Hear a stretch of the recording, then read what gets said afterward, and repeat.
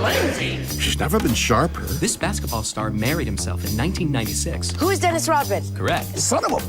She's sleeping better than ever, which the paparazzi aren't thrilled about. I miss Lizzie. She's even more productive, trading DUIs for DIY. The verdict is... Gorgeous. Maybe it's not what's gotten into Lindsay. It's what Lindsay's gotten into. Hey, William. Planet Fitness. Get glowing and feel spectacular.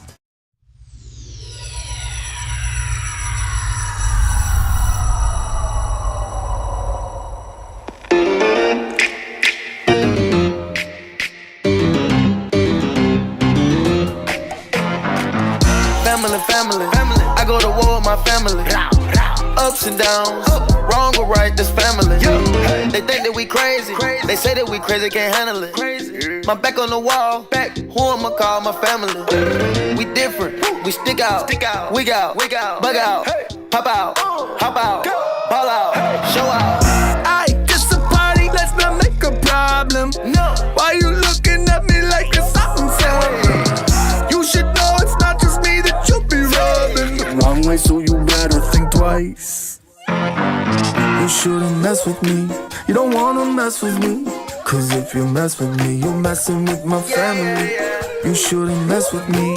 You don't wanna mess with me. Cause if you mess with me, you're messing with my family. Aye. You might think that we are all local. But this family back to the global. We blown up.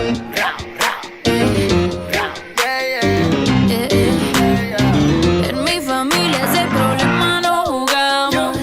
Y si hay party esta mañana celebramos. Si te dicen que estamos locos, locos estamos. Y en las buenas y en las malas nos quedamos. No traicionamos. Aye, it's a party, let's not make a problem. No, why you looking at me like it's something? You should know it's not just me that you'll be rubbing the wrong way, so you better think twice. You shouldn't mess with me. You don't wanna mess with me. Cause if you mess with me, you're messing with my family. You shouldn't mess with me. You don't wanna mess with me. Cause if you mess with me, you're messing with my family.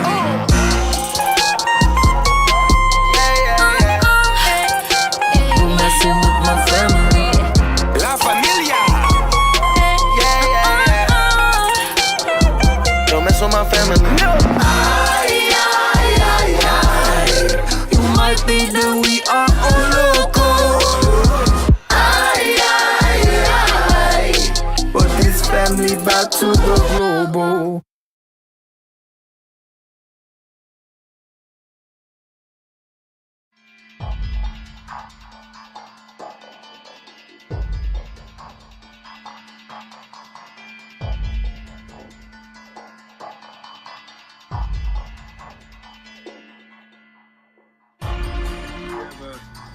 Strong, experienced senior class. I mean, we have 20 kids, 20 seniors out for football right now, and some of those are new kids, but at least 15 of them have played a lot of football since their sophomore year. And they've went through a lot. You know, you go back, I hate to even think about it, but their sophomore year was the COVID year that we were virtual. These kids had to find their own way to school with no transportation. Obviously, sophomores in high school, they weren't driving at that point.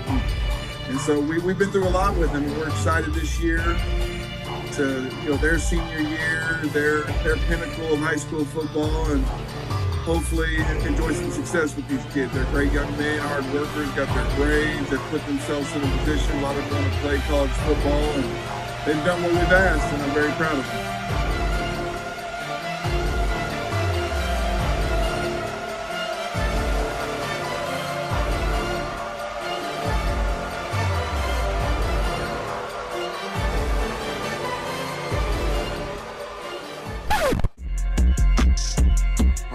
Is that? What the f is that?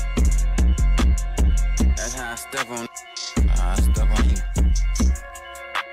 They be on my page like Slav Vaughn, I know they trolling me. Outside with y'all big homie be on, I keep the folks with me. Got it back in blood, y'all just don't know that's how it supposed to be. Caught him for a feature just to kill him cause we know he's sweet. Who the f is that? Bro, go check the door, look out the window, don't forget the strap. I be on they when I see ops, I do forget I rap. I be on it wherever I'm at, I learned that from the rap.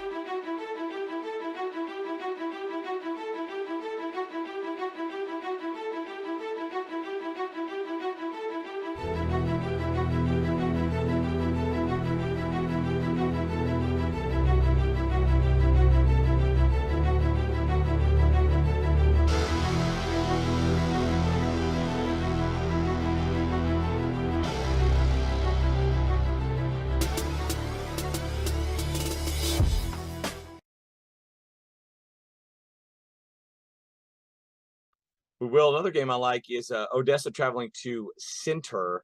YellowJackets, they just keep rolling here. But a good Odessa squad coming in. Yeah, it's a good Odessa squad, and it's a good test for them. They play Center plays Pleasant Hill next week. Pleasant Hill's undefeated, ranked number 2 in Class 3. Center, I think, is up to 4 in they are 4 in Class 4. So this is a good test for them, so they don't get caught looking ahead. Because Odessa's not a team you want to do that against. Mark Thomas and his staff, they always are well prepared, even though their numbers aren't great. And this is actually a game where these two teams have about the same amount of numbers in terms of players. But you can see that they're both really well coached. And Odessa's got a couple losses, but they're still a really solid football team. And Center last week, just really impressive against the Harrisonville team that's been getting better. And, you can talk about Joseph Vick and Ja'Cory Love and Armand Russell, the receiver, and they've got the good linemen.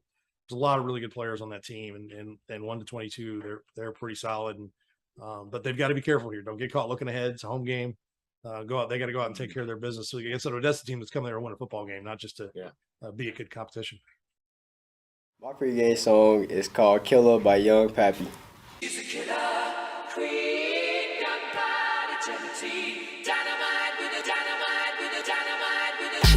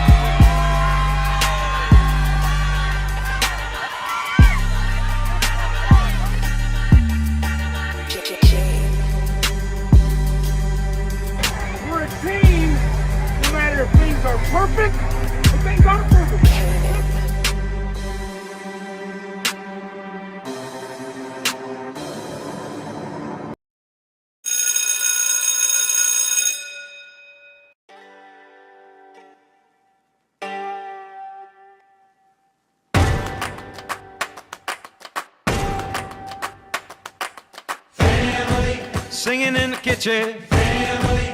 Running through the yard, family. Going on vacation, family. On the credit card, family. All in this together, family. We're taking a chance, family. Like birds of a feather, family. Kick off our shoes and dance. Hey!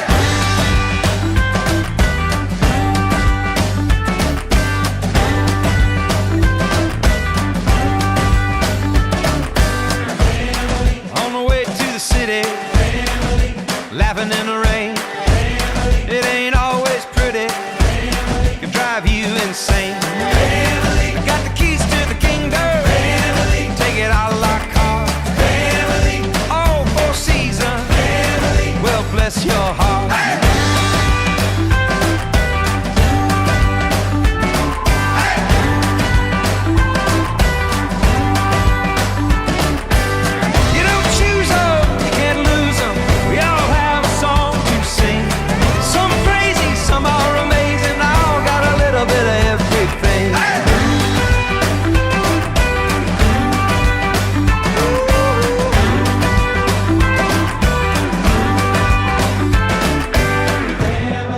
Sons and daughters, family. Like a photograph, family. Baptized in the water, family. Put me on the map, family. All in this together, family. We're taking a chance, family. Like birds of a feather, family. Kick off our shoes and dance.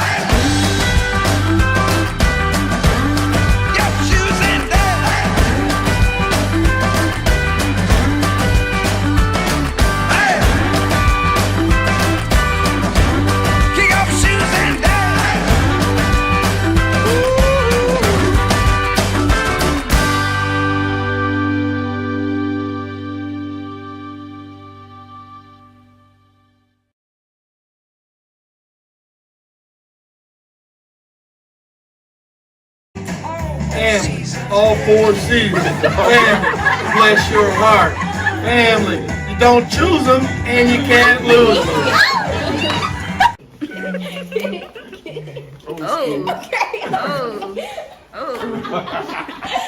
You don't choose them, you can't lose them.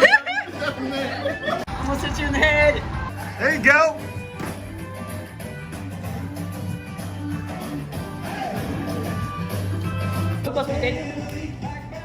Start over.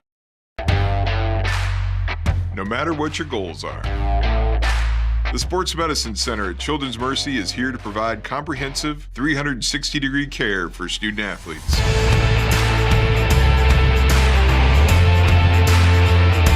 It's not just about the next goal or the one after that.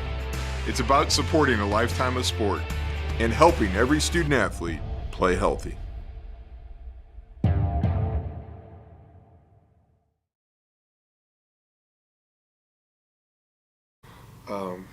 I felt like the game we started off a little rough, especially on defense, but the offense helped us and picked us up because I feel like this year we're more of a team.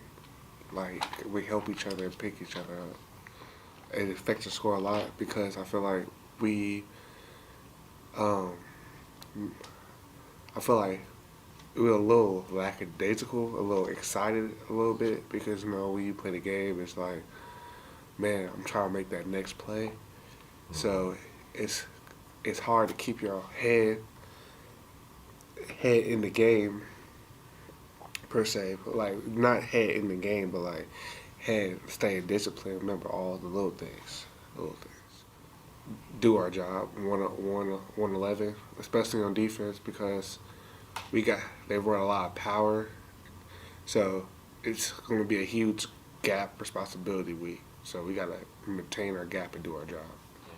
Of course, we went to the locker room. We made some changes. We knew what we were doing wrong, so we came out, executed the changes we made.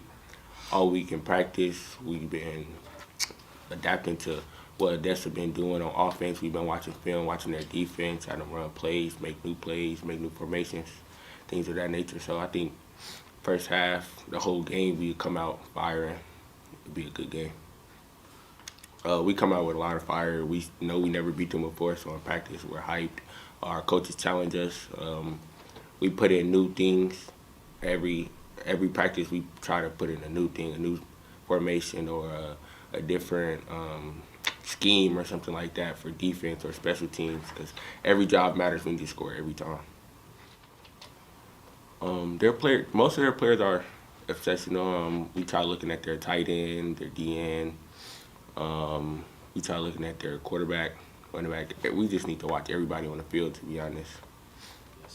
So we put in some new schemes, new plays, and I think it's gonna do well.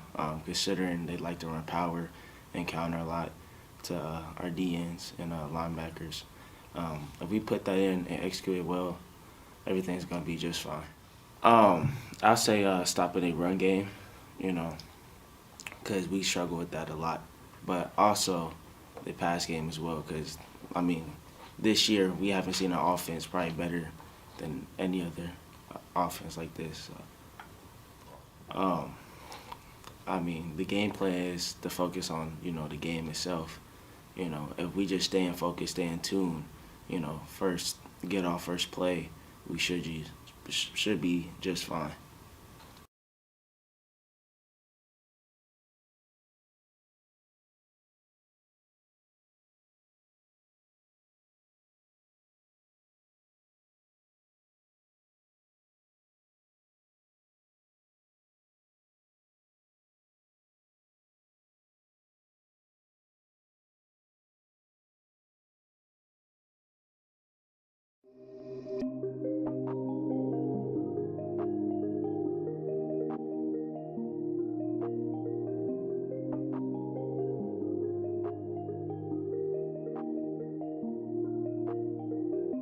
Welcome back to Hive TV. I'm Amon Russell, starting wide receiver, and I'm here with Coach Ray, athletic director. All right, Coach Ray. I'm gonna be asking you a couple questions today about this week, how you think it's gonna go. So first question is gonna be, what do you think the score prediction will be this Friday? I think it depends on us how we come out. If we come out hot, I think I think it could be a pretty good game overall with the way they run the ball and control the clock. But I could see a 35-14 game. Do you think our record, do you think that puts a bigger target on our back, or is it just the same center? I think absolutely. I think you see people talking about it, even online, with Twitter and everything like that, with the social media aspect that we got. Anytime that you're at the top echelon, ranked in the state, ranked in the city, people want to come for you, and I think you're going to get the best anybody has to put out there on the field on a Friday night, just like your Alabamas, just like your Georgias, they're going to come out there and they're going to give you every single thing that they got. Okay. Last question. Do you think us being 6-0, you think that affects the team, how we move, how we act, how we play? I think it does. I think it can be a negative and it can be a positive. I think when you're 6-0, sometimes you tend to overlook the little things because we are 6-0, so we ought to have a prowess about us or an ego about us, which is a good thing to have because you want to have confidence. But it's how you handle that confidence. I think that is key to how you be successful the rest of the year and continue that drive. How would you explain a rivalry between center YellowJackets and Odessa Bulldogs? And I think it's a good rivalry. We lost last year to them. Odessa, in the last, 10 years, probably have about 3 state titles. And they think that they're the big dogs in this conference. And Center is here to show them what's up. How do you think last year's game is going to affect how we play this year's game? I think this year's team is going to be turned up and focused. Last year, we really should have won, lost by 1. It was a bunch of bogus calls that got called back, points got taken away. Of course, they got home field calls, but hey, we back here at the house in the Hive, looking for them to turn it up. What is your score prediction for the game this Friday? 46-0. Go ahead, put that foot up in them. Thank you.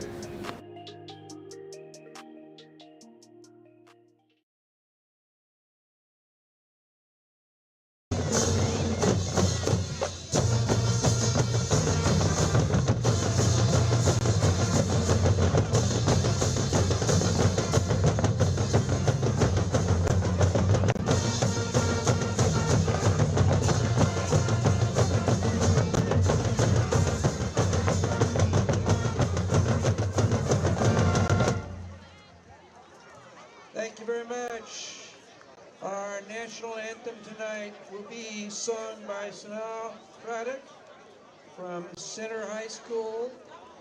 Please rise, remove your hats, and join Sanaa as we honor our country with the singing of our national anthem.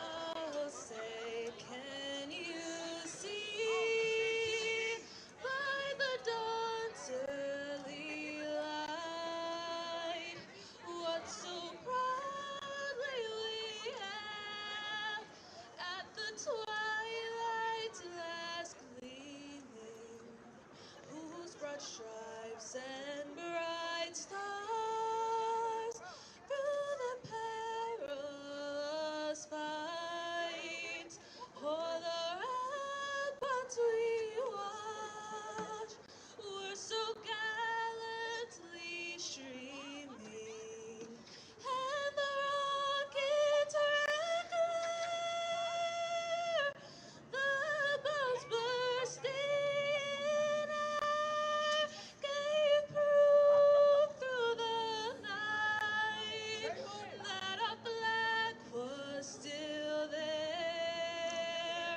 Oh, say does that star-spangled banner yet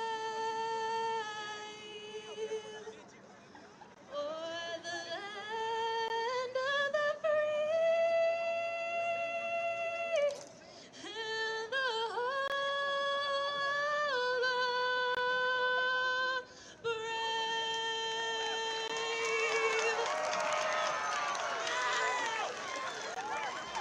The Jefferson Craddock International Anthem, thanks to the Scouts from Troop 62 for presenting our colors tonight.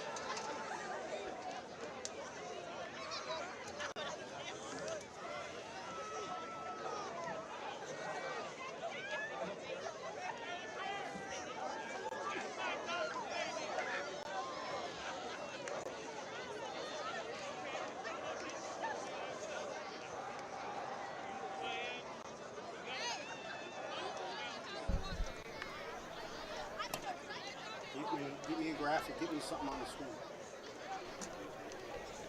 Before the game tonight, we had a great entertainment. And welcome to YellowJacket Stadium. This beautiful football weather Friday night. It's finally started to cool down a little bit. It is a great night for some football. My name is Steve Parker, and I'm joined tonight by a very special guest, a 2020 graduate of Center High School, a 4-year football player. I think he started 3 of those 4 years. My own son, Zane Parker. Zane, thanks for coming in from Wichita to do this game for me. Oh yeah, no problem. I'm excited to be here. I think I'm finally ready. I think it's going good. I'm excited. Awesome. Well, you know, as a proud parent of all my kids, it was a special 4 years to have Zane here at center with me, right alongside. He would maybe argue differently at some point, but it was, you know, he had a chance to go down and talk to the coaches, many of them who are still here coaching, including Coach DeLong, Coach Nichols, Pearson, Coach Brown. So we're really looking forward. We apologize. We had some major technical problems, like it seems like we always do, but it looks like we have everything up and running. So let's look at the keys to the game.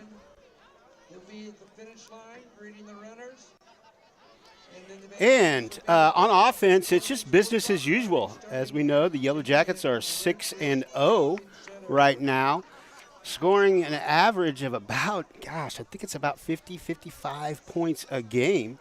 So just keep doing what they're doing. They obviously want to protect the ball, limit turnovers, and take advantage of the Odessa Bulldogs secondary. They seem to think that might be a weakness in the secondary for Odessa. On defense, stop the run. As Zane will tell you throughout the game, Odessa has a long and storied history of running the ball, and very successfully. They want to limit scores. Odessa is actually the second highest scoring team here in the MRVC this year, and doing a really great job putting up a lot of points themselves. And finally create some turnovers. Turn that ball over, whether it be fumbles or interceptions, but possess the ball more. So, Zane, what are you looking for in this game tonight? I think one of the big things I'm looking for, like I see on the key to the game, to take advantage of the secondary. I think that, I was talking to Coach Nichols before the game, I think that this could be a good game for Vic to kind of step up, get some good passes out, and it'll also be a big game for the line, both offensively and defensively. So I'm looking to see some good line play, hopefully protecting Vic and stopping that power Odessa run. Yeah, absolutely. Before we get started with the game action, I just want to remind everybody about our big event tomorrow morning at the Redbridge Shopping Center. This is the Center Foundation 5K and Cornhole Extravaganza. The 10th Annual Center Education Foundation 5K and 1 mile fun run or walk is set for tomorrow, October 8th. The 5K and 1 mile start at 9 a.m. We're excited to kick off the South Kansas City Block Party. Vendors, beverages, tents, car show, kids zone, and live music at the finish line. All proceeds go to support the Center Foundation's mission to enhance learning for students and teachers and to end student homelessness in the Center School District. New this year is the Best Finish Line Festival, the 5K award ceremony at 10:30 on the main stage, classic car show, cornhole tournament, 50-50 raffle to benefit the Center Education Foundation, and registration you can still get registered. Just show up tomorrow between 7:30 and 8:45 at race start to get registered. And I just got to say, I've said it before and I'll say it again, the Center Education Foundation is the reason that Hive TV exists today. They've been supporting us for almost 7 years now, and just do amazing things for teachers that put in requests throughout the district. All right, so enough of the commercials. Let's get to some game action here. Looks like Center is electing to kick off the ball. And that is Raul Alex Bodka. Rainbow, as his wrestling buddies like to call him. Rainbow with the kick. He's having a great year. Solid kick. Off to the left side. That's the tackle right there. I like that tackle. Tackle by number 3. That's Armand Mandy Russell. And on special teams there. Number 18 for Odessa Gage, Westerhold. So, Zane, have you been able to follow the YellowJacket season this year from down at Wichita? Zane goes to Wichita State. Yeah, just a little bit. I've been watching some of the broadcasts and everything. You know, it's hard to keep up with everything. But from everything I've seen, this is a truly very, very good Center football team. Yeah, they really have put up some impressive numbers throughout the season. So we have a little delay here in the start.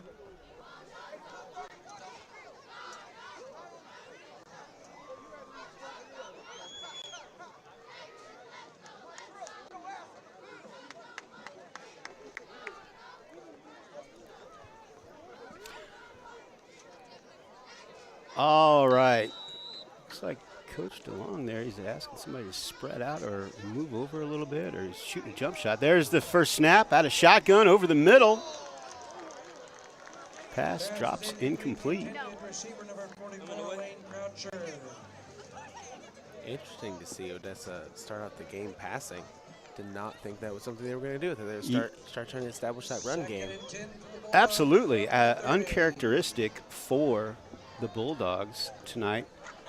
Bulldogs coming in with a 4-2 record.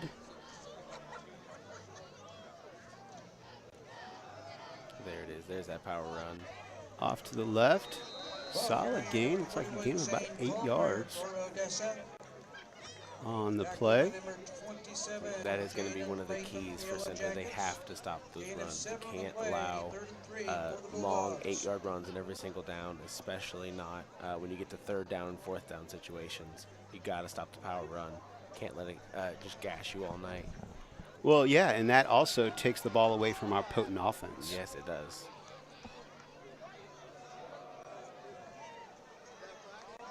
Run off to the left side, stop, spread out, strung out, I should say, nicely by the Jackets.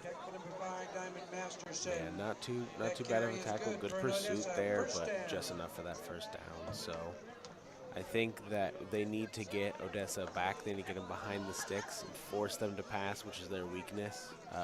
Force them to rely on something they're not used to.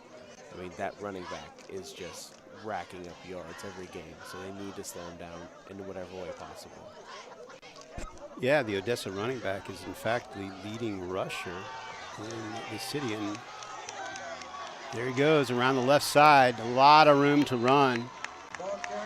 Pushed out of bounds by Diamond Masterson, number 5. But exactly what you're saying, you can't let them get those huge chunks of yards. Yep, and that was just running back went off to the right, a little bit of a pursuit, and then he saw a lane, cut back, and got lots of yards in that Yellow Jacket defense. That's number 41, Zane Palmer. Quick pass over to the right, found a man. Brought down by K.D. Williams. Interesting decision there by Odessa to try and spread the field and do a little hurry up. I feel like they're running their offense pretty fast. That was a quick little screen pass, trying to get out there. Interesting choice to try and stretch out the Yellow Jacket defense. Absolutely, it sets them up with a 2nd and short.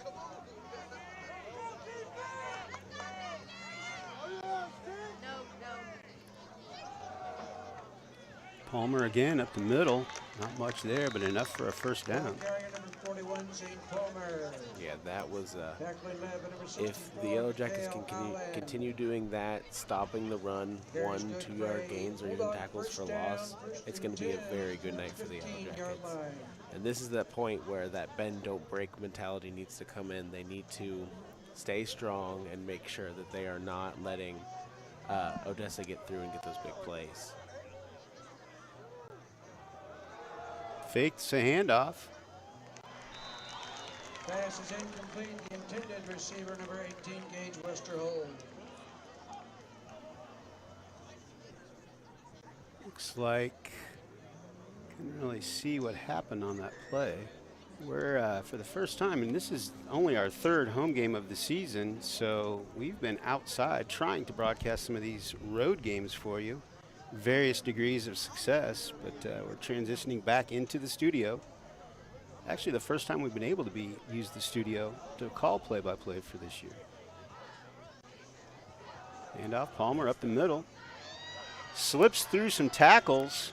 Got to make that tackle in the backfield. Once he breaks that first tackle, he's gonna get some yards. All he needs is 1 or 2 yards, and then there he goes. I mean, there they are again. Second, 3rd and short.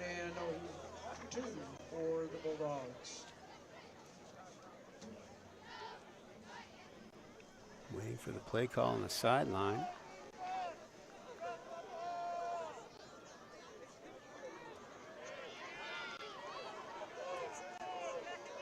See that D-line moving for the Yellow Jackets. He's going to roll left and keep it himself. Didn't quite make it into the end zone, but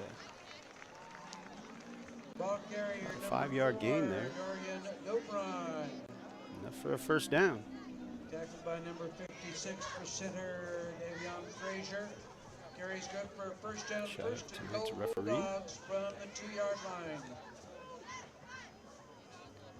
Susanna, as we watch this play, what do you think of the new yellow uniforms? I love them personally. I think the blue and yellow, they go really well together. I think it just complements beautifully. And there's Palmer. Short. Looks like Jackets able to hold him out of the end zone. Looks to me like big number 64, Mikhail Allen on the tackle there. Big nose guard, senior. This is that point where you can see the D-line for center. They are stacking that box. They're going to go man for man, get in there. That time just wasn't enough. Yep. When you get that close, it makes it really tough. Yep, and but you can't put your head down for too long, because if you get your head down, you get down in a slump, you're just going to let points rack up on the board, and it's the exact opposite of what you want.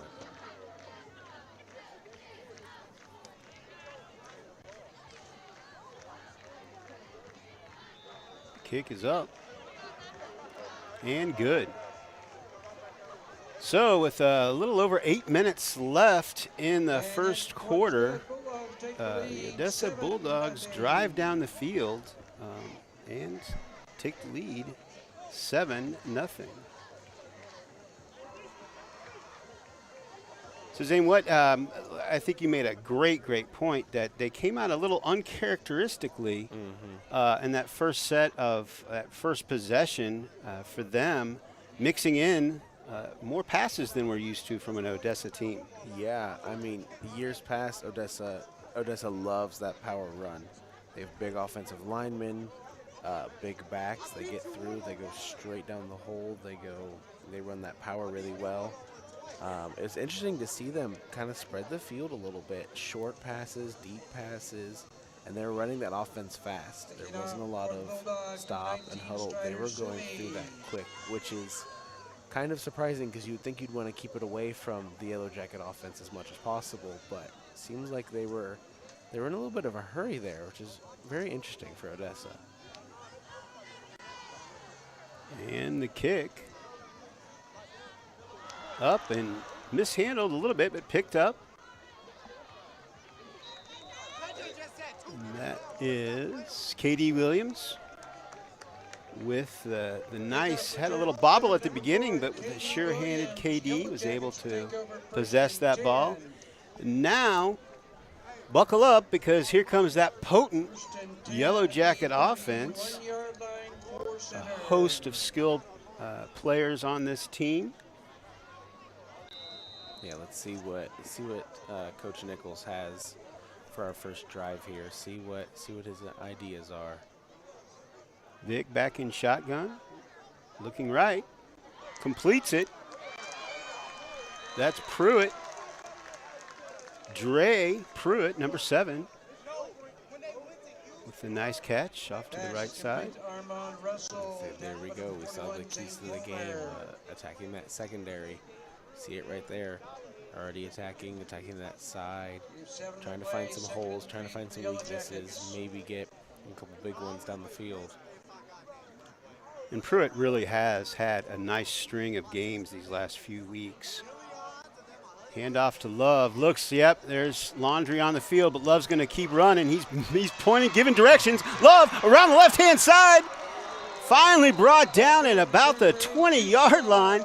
Love was out there directing traffic while making the run, and he definitely, there's a flag on the play, and I got to think that I saw his head snap back when he was breaking through the line. That's going to be a face mask call. Yeah, that sure looked like it. And obviously, Coach Long is not going to take it. He's going to get those yards, and man, that was a good run. Like you said, yeah, directing traffic, getting those blocks, and which is exactly what you want to see out of your running back. Looking downfield, not being too selfish, making sure that everyone's doing what they're supposed to be doing, and you can see it worked out. I mean, that was a huge run by the YellowJackets. Love definitely has all the tools of a great running back. He's got not only the speed, but the power, the elusiveness.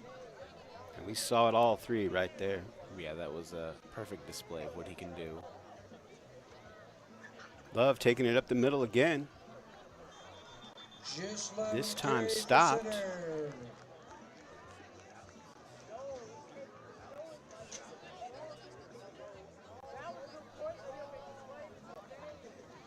Tackling led for Odessa by number 23, Gable Gross.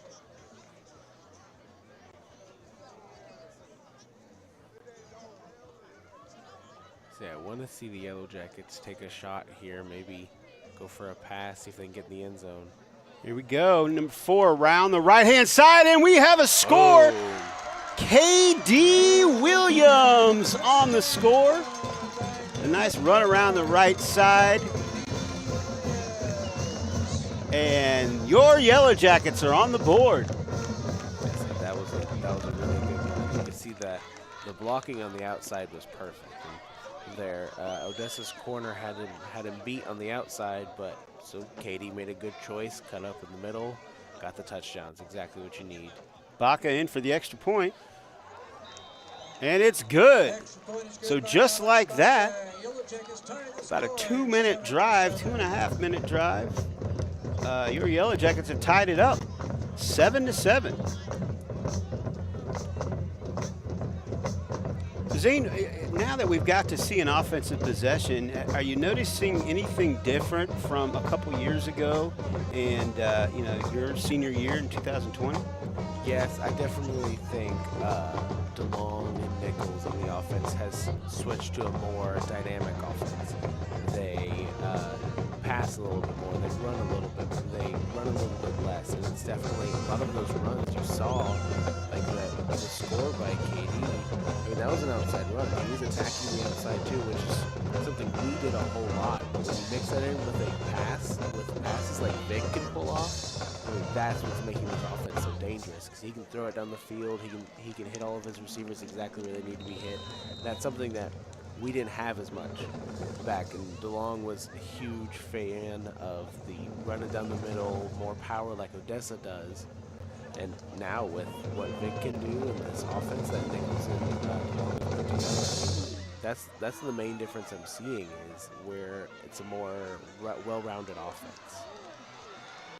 Up the middle with the return to about the 35, 36-yard line for Odessa. Yeah, and they can definitely throw it deep. Armand Russell himself had 258 yards last week in Harrisonville. But he wasn't the only one. I mean, I got to say, Jeff Strozier with a huge, huge run, one of the most impressive runs I've seen all year, where he reversed direction and probably turned a 70-yard run into a 140-yard run, but still got to pay dirt. There's Jeffrey right there. You know, you can't say enough about that young man. Everybody loves Jeff. I mean, you just start and end right there. And he's an incredible athlete. So here we go, around the left side. That's Palmer again. Missed some tackles. Got to wrap up, don't they? They had him right there in the backfield, had him on the waist, and then it just enough to get through. And that's the problem. And if he breaks through those arm tackles, he's gonna get those yards. You've got to wrap up. You've got to bring him down when you make contact. Yeah, he definitely has the Palmer I'm talking about, has the stats to prove it. Oh, yes, absolutely. Dropping back, looking over the middle, fires, overshot his receiver. Pass is incomplete. The intended receiver, number 18. I bet you Dre Pruitt, his eyes got really big there. Just one more step, and he probably would have got to that ball, and then it's anybody's guess on who's going to be in the end zone. So incompletion on first down. Let's see, now we got like a third. Yeah, my bad. Yep. They're going to hand off. Once again, I can't arm tackle this young running back. Yeah, he's too strong for that. He's too fast. He's too strong. He's going to go through those arm tackles. Go for the ankles, whatever it takes. You got to bring him down. Odessa, first down.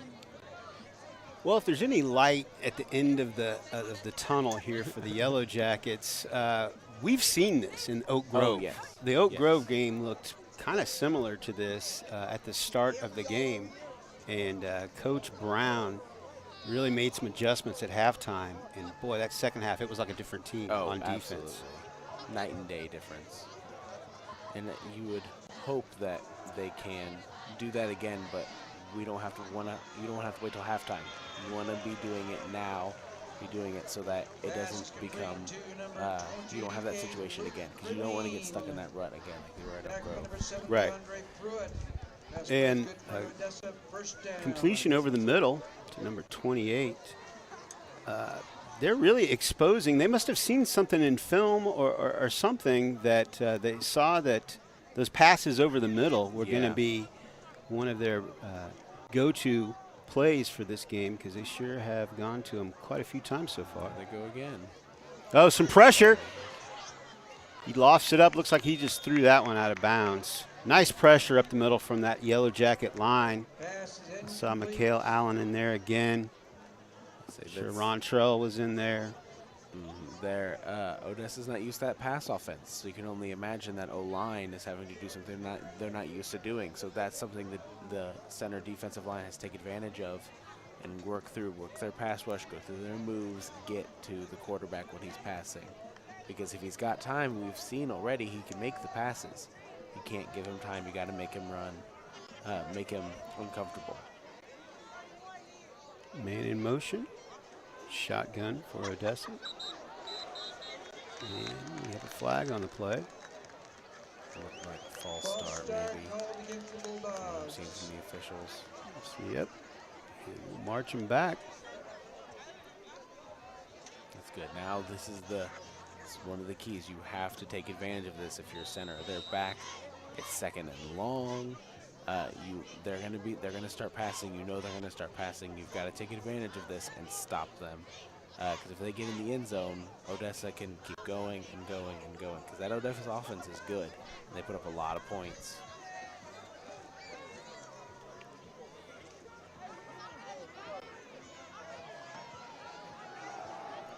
He's going to flick it out to the left and bobbled and dropped. So now we get in a situation where it's a 3rd and long. And you were mentioning, you made a great point just a minute ago about the difference between pass blocking and run blocking.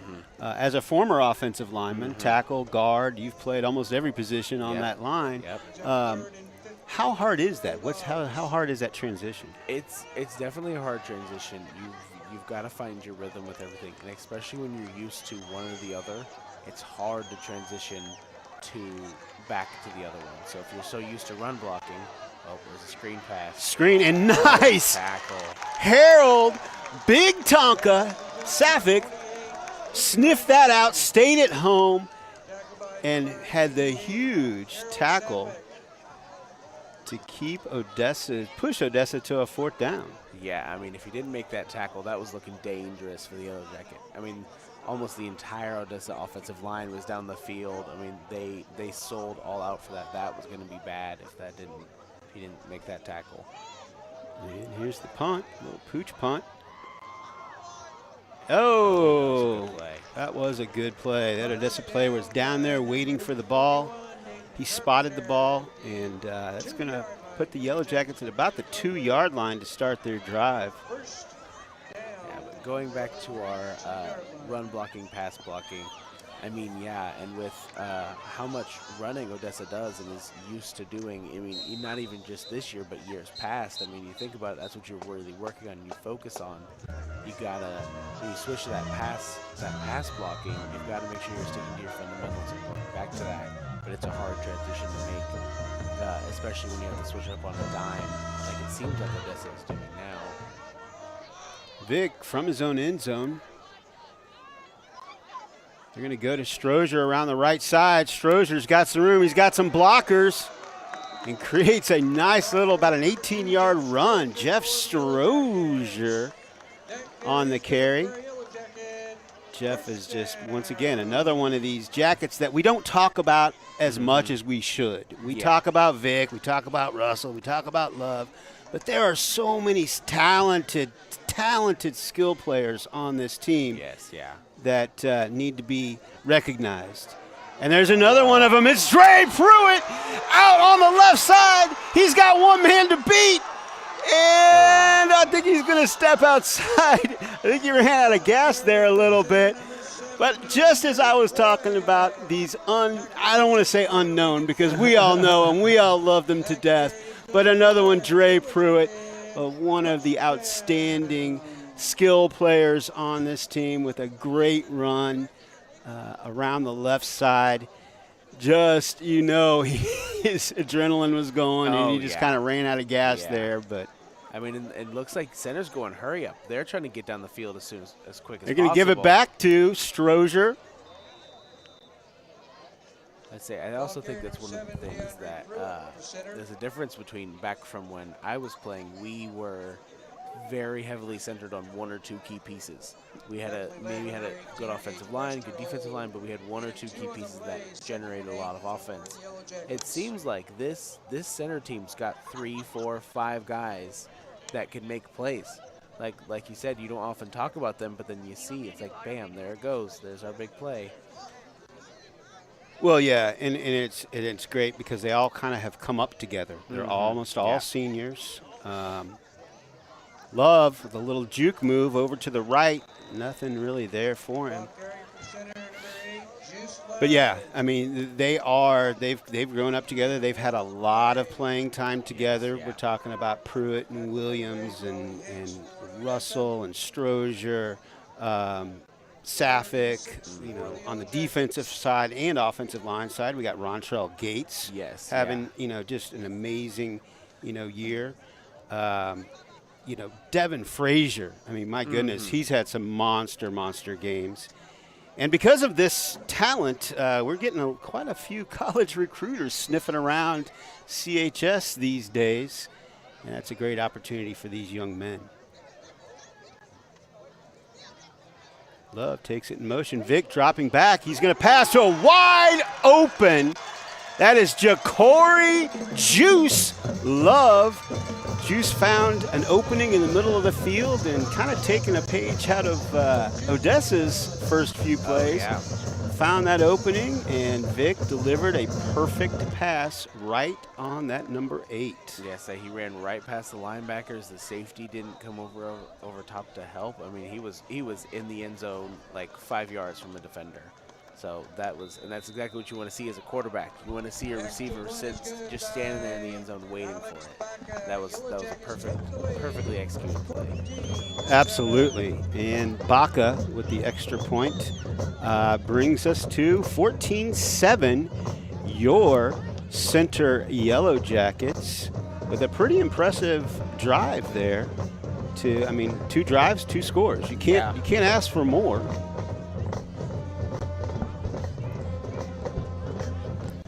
And a major player in those drives was KD Williams, obviously. KD, outstanding young man.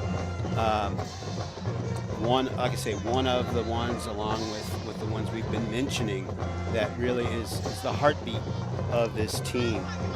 I haven't had the opportunity to have KD like I have the others in class, but everything I hear from coaches, from teammates, just an amazing kid.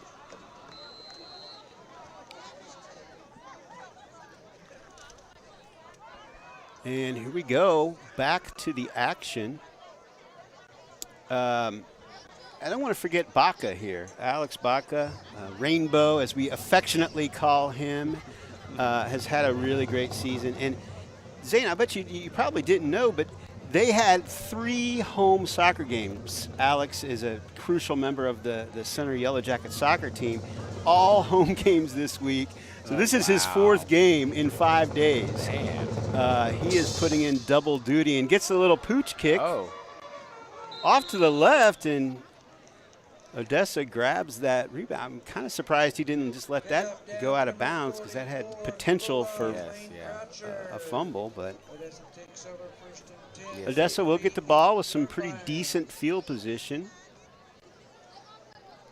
I say, going back a little bit before that touchdown, we were talking about experience. There's a lot of 12s as I'm looking here in the Yellow Jacket roster, and especially true for offensive and defensive linemen, because skill positions you can imitate, you can run through plays and things, but you only get experience as an offensive lineman. You can't simulate what it's going to be like because of contact and everything. You don't want to get hurt as you're playing in practice. So games are really the best way for linemen to get experience. Wow. Oh, and a big tackle.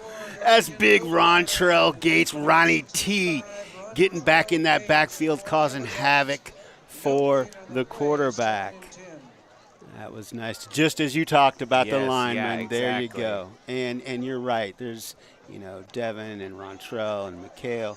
I mean, they've grown up together, Yeah, that brotherhood is not something you can simulate. Something you can only get. And there's another one right there. That's a beautiful tackle. That was Devin Frazier. He's like, hey, I got to get in on this action here. So big Devin following after his bro. You know, these guys are so great, and we'll talk about their stuff beyond the field, because almost every single one of them are also doing it in the classroom, doing it, just have an outstanding senior year. We're back going to roll right. And intercepted! He's got it! That's Latham. Latham, number 27, coming around the left-hand side. And we had not mentioned Latham. I cannot believe we went this long and hadn't talked about Jaden Latham. I think he was getting back at us. We hadn't mentioned him yet. And he's like, well, I can make plays too. Yeah, don't forget about Jaden. Jaden, outstanding young man. I've known him for 4 years now. He's in my advisory class. Member of the National Honor Society. Incredible GPA. Top 10% in the class as far as his grades and his extracurricular activities. Jaden Latham, absolutely awesome young man. Comes from an awesome family of Lathams that have walked the halls of Center High School. Vic dropping back. He's going to look left. And he's got love again. The juice is loose tonight in South Kansas City. Ja'Cory Love with another touchdown reception. Ja'Cory getting it done. Yeah, he's taking advantage. I mean, that corner wasn't fast enough for him. He just blew right past him, and that's not something we usually see from Ja'Cory. Usually he's rushing those touchdowns, but it's good to see, and that's good to add to his resume too, that we're talking about college coaches earlier. He can catch the ball too. He can run his routes, get past his corners, and find those holes in the secondary. I think center's definitely keying in on that, like finding those holes in that secondary and just getting as many yards as they can. Yeah, absolutely, and that is one aspect that Juice has added to his game this year is the pass receptions. He's had a couple of huge receptions where he's even making some receiver-type adjustments to the ball. So, yeah, and I know, speaking of colleges, I hope I'm not saying stuff out of class or whatever you want to say, but I was talking to Coach Dowdy, and Juice was actually invited to the K-State-Iowa State game a couple of weeks ago and took a visit out there. Juice, of course, only a junior, but that had to have been an exciting experience for him. Especially a school as big as K-State. I mean, that's Big 12. That's a big time, too. Right.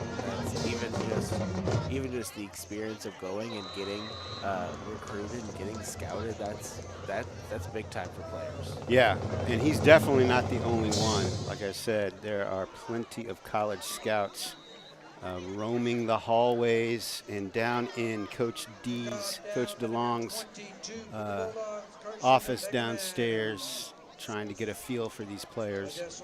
And I gotta say, once again, you could go, up and down the line and look at these kids' grades, and you're going to see nothing but outstanding effort.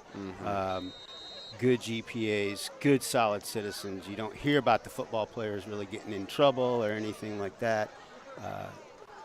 Really great year going. It's quarterback keeper, little deception. Oh! Big Tonka puts the big hit on quarterback there. Dobron. I'm not even going to try. But Harold had a nice hit. It was a clean hit too. Yes, I mean, that was all shoulder. He wasn't trying to be it wasn't a dirty hit. It was just a good, solid football play. So, yeah, but that was a great hit. That was a great hit by Harold. Stopped all of his momentum, went down as soon as he hit him.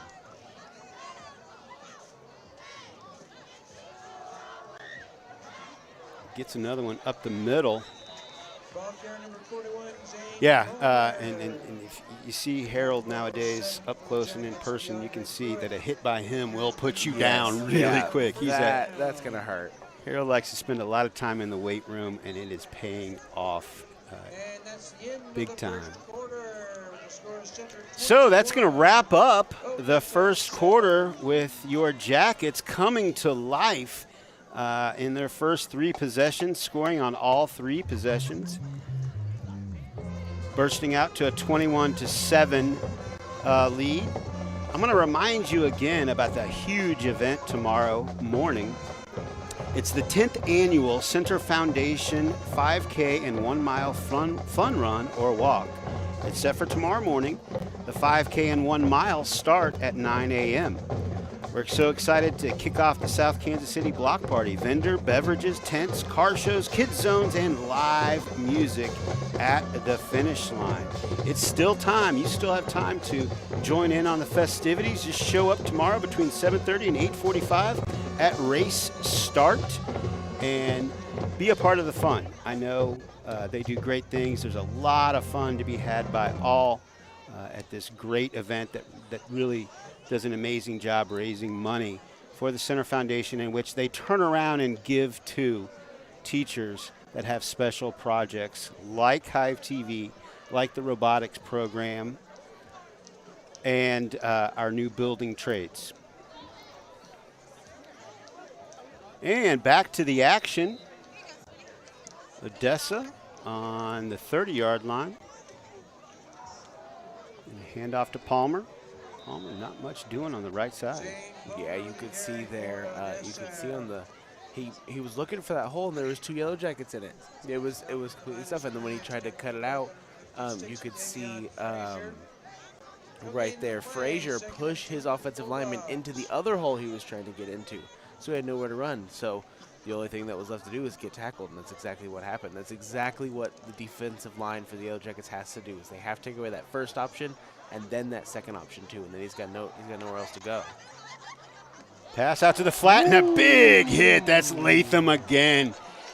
He probably is going to be comparing those hits with Harold earlier. Yeah. A very similar type hit. Jars the ball out and does not allow.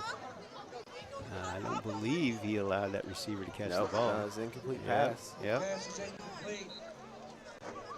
Let's say the Odessa was on a little bit of a roll there. I almost wonder if the ending of the quarter kind of ended some of that momentum. I mean, the switching, you'd be surprised how much your body comes down a little bit, that adrenaline leaves you, because now we're at a 3rd and long, and that's not looking too good for Odessa. They might start looking to some passes and kind of going out of their wheelhouse almost. Palmer once again. Now he's going to try to go around the other side and gets struck down from behind. That is 55 with the pursuit. Reggie Davis with pursuit did not give up on the play. Kept going, snuck around, and when Palmer tried to bounce it out to the left side, Reggie pulled him down from behind. So a nice play by Reggie, the junior. Yeah, we have a timeout here now from Odessa. That's one of the things that Coach Brown emphasizes a lot on defense. Pursuit, pursuit, pursuit. Never give up on the play. And you can see on that play, Yellow Jackets were all over it. They were everywhere. You looked up, and there was way more yellow near the ball than there was white. And it's exactly what you want from your defense, because you give up on a play, you never know what's going to happen. And especially with a running back like Palmer, he can break those big runs and score those touchdowns. I mean, they're averaging almost 40 points a game. I mean, you've got to be able to stop that. When you pursue like that, that's how you shut down an offense. That's exactly what you want to see from your defense. Well, and speaking of defense, we talked a little bit about the offensive line. Great shot of our Yellow Jacket band and the drum majors there. We apologize for not being able to get you different shots, but the way our cameras are set up, we only can really get one shot of the band, and it's this shot right here. We're being told that next home game, our last home game for districts against Clinton, the band is actually going to take the field. So we will definitely get you plenty of footage of that. And as we head back to the action, quarterback in trouble. He's scrambling, and not much there. Yep, Odessa tried to go for it on 4th down. They wanted to keep that momentum up, try and get a score, not letting the Yellow Jacket offense back on the field. It didn't work out for them that time. Too much pressure. Well, speaking of the defense, and specifically maybe the defensive line, we talked about the offensive line. Do you see any modifications that Coach Brown, the defensive coordinator, has made since, in the past couple of years since you were a player? I think they're running a lot more of that 3-4. They're not really switching from a 4-3, which is, if you don't know, 3-4 that's 3 defensive linemen down on the turf and 4 linebackers around. We're focusing a lot more on that 3-4 defense, which is definitely a change. Awesome. Vic dropping back. He's going to go over the middle. Little high. Couldn't quite see who that intended receiver was, but just a little off the mark. Uncharacteristic recently for Vic. The ball be off the mark.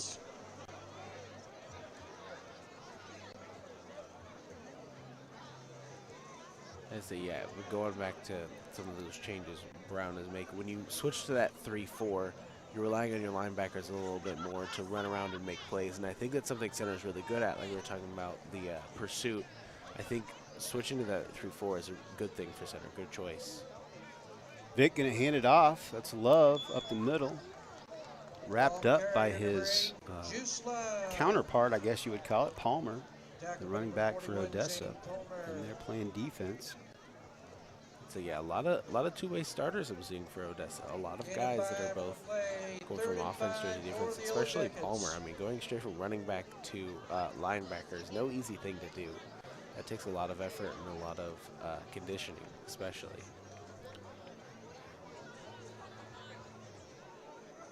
Vic back in shotgun. Williams in motion. Williams going to get the carry. He's going to cut it inside. Williams staying on his feet for a nice gain. I saw a really good pull there from Welcome West. I mean, he got all the way out there. He was there for the running back was getting his blocks. That's exactly what you want to see. Sticking to him, he pushed his guy 10 yards down the field before the play was even behind him, which is exactly what you want your offensive line. And Welcome's another senior, a lot of experience on that offensive line. It's exactly what you need. Well, and that's why it's awesome to have you, because you notice these types of things and give some love to the big guys up front. Vic eluding some pressure. Vic doing a nice job. Takes a big hit. Runs him into the bench on the visitor side there. And Vic does have the rib pads on, and he certainly needed them for that play.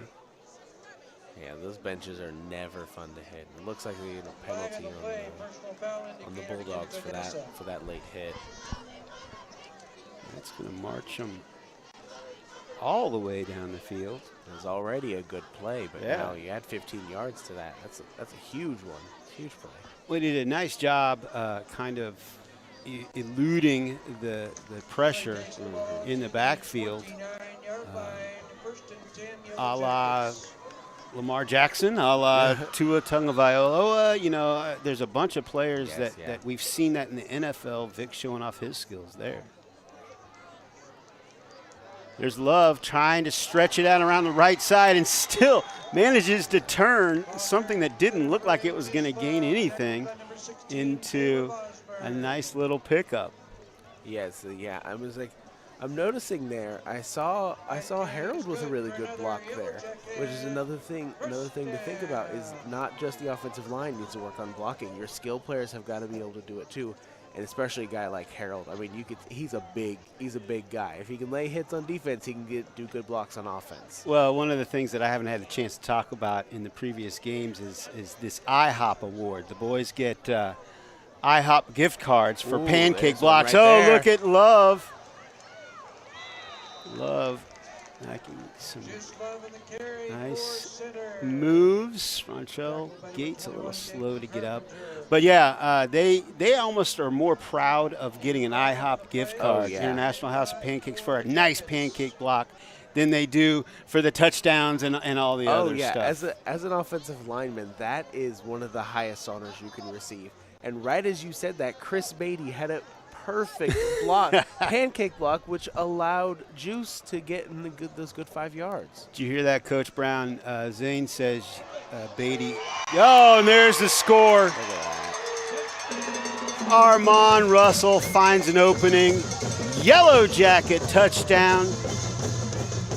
Mandy Russell with the catch. There he is.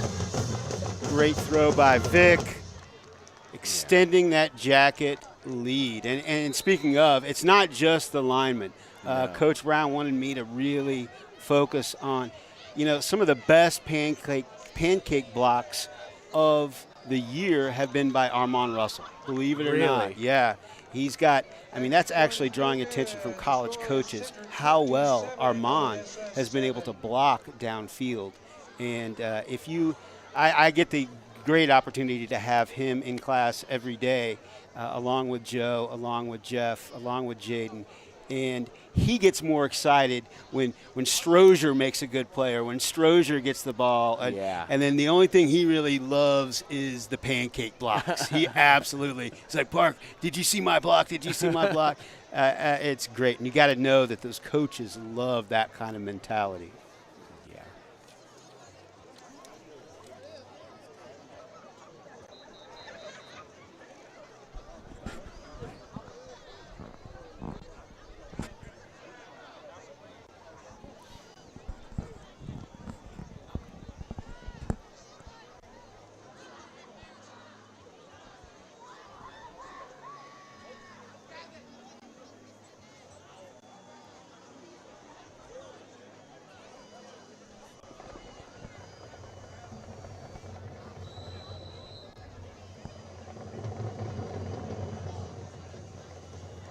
All right, we're going to try and solve some audio issues. He's way back there for this kick. Getting a running start at this one. Wow. Interesting choice by center coaches. We've seen a squib, an onside, now another deep kick.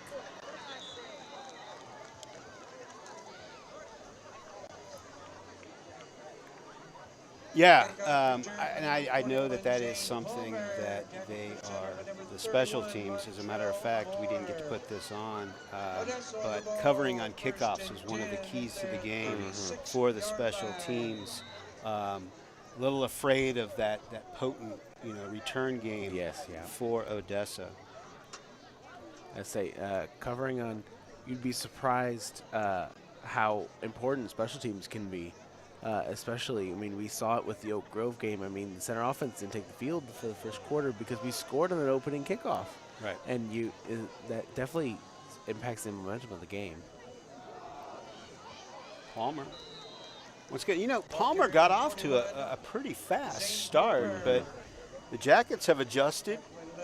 I think you've touched on it, adjusted maybe some of their line stunts or whatever, or just, really focused on stopping him, and they've done a heck of a job from second half of the first quarter and into the second quarter. Yeah, I think that's really good. It's a really good idea. It's good that center has adjusted because Palmer's not doing anything different. It's really the Yellow Jacket D-line. That's a nice open field tackle. Katie Williams again. Yeah, you're exactly right. Absolutely. And one of the pros, if you will, the pro-con list of the running that 3-4 defense. As you can see, you got a man head up on the center. You only need 3 defensive linemen, which lets your offensive linemen take some breaks, and you can switch guys out so guys aren't getting so tired because you're running 4 guys in there all the time. If you think about that, if guys are playing both ways, these guys are getting exhausted way faster. So when you run that 3-4, you can switch guys in and out, and they can get breaks, and you can get the best defensive field.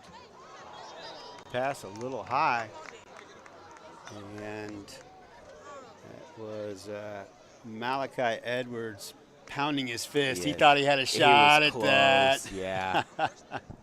He was about a foot away from catching that and getting but luckily that was third down, so now we're looking at punt formation from Odessa. So Yellow Jackets are still going to get the ball, just not as good field position. Really like a high snap, and it was it's all the way fumbled. back there. Oh, and it's a big hit. It's a huge hit. And speaking of the devil, it's Malachi Edwards, but we're going to get a flag on that play. That is, yeah. I mean, he made up for it. I mean, he missed the interception, but that was a really good tackle there from Malachi Edwards. I'm not sure what they called on that play. I don't think he's announced it yet. Is it illegal hit, maybe? I think it's Fumble illegal. recovered by the YellowJackets. There's a penalty flag on the play.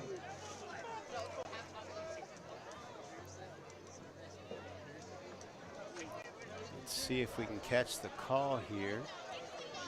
Trying to figure out yardage right now. Looks like the refs are having quite a lively discussion. Let's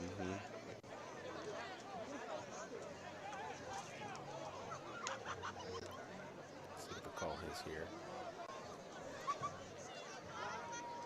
Repeat fourth down. It's fourth down still. A blow to the head. This is when we need pops. Yes, for those of you who don't know, Zane's grandfather, my father-in-law, the famous, the amazing Mike Wagner, served as a ref for a long, long time. And we're trying to look at our cheat sheets, and we sure wish we had pops here to help us with some of these calls. Let's say, I'm not sure. My guess would be illegal hit. Illegal use of arms, that's what it was. Arms in the face mask. Oh, okay. I think that's what that call was. Yeah, it's still going to work out for the YellowJackets. Another high snap, and he's just going to throw it out.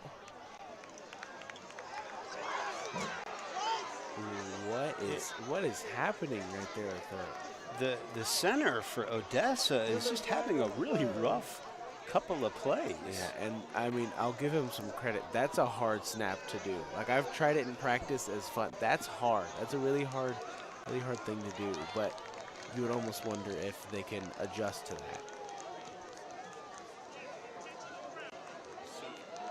Yep, and there's your ref call. That's a safety. We wanted to make sure we didn't give you bad information. Yeah, I don't think I've ever seen a safety like that before. I think it's the first for me. Not at a center game. No, definitely not.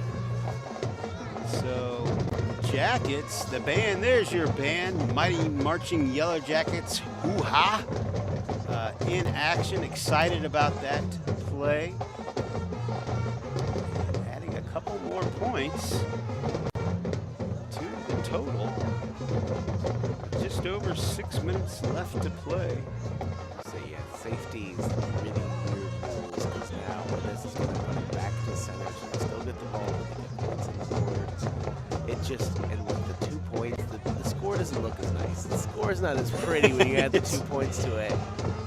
So, yeah, I mean, but it's still good for the YellowJacket offense to get points and get on the field. And that was an incredible drive by the YellowJacket defense. I mean, there was nothing going there for the Odessa offense.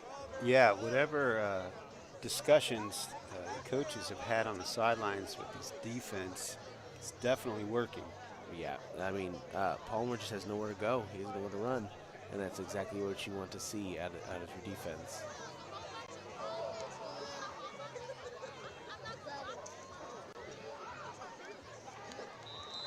Jackets is content. That's Diamond DZ Masterson protecting that ball, going down.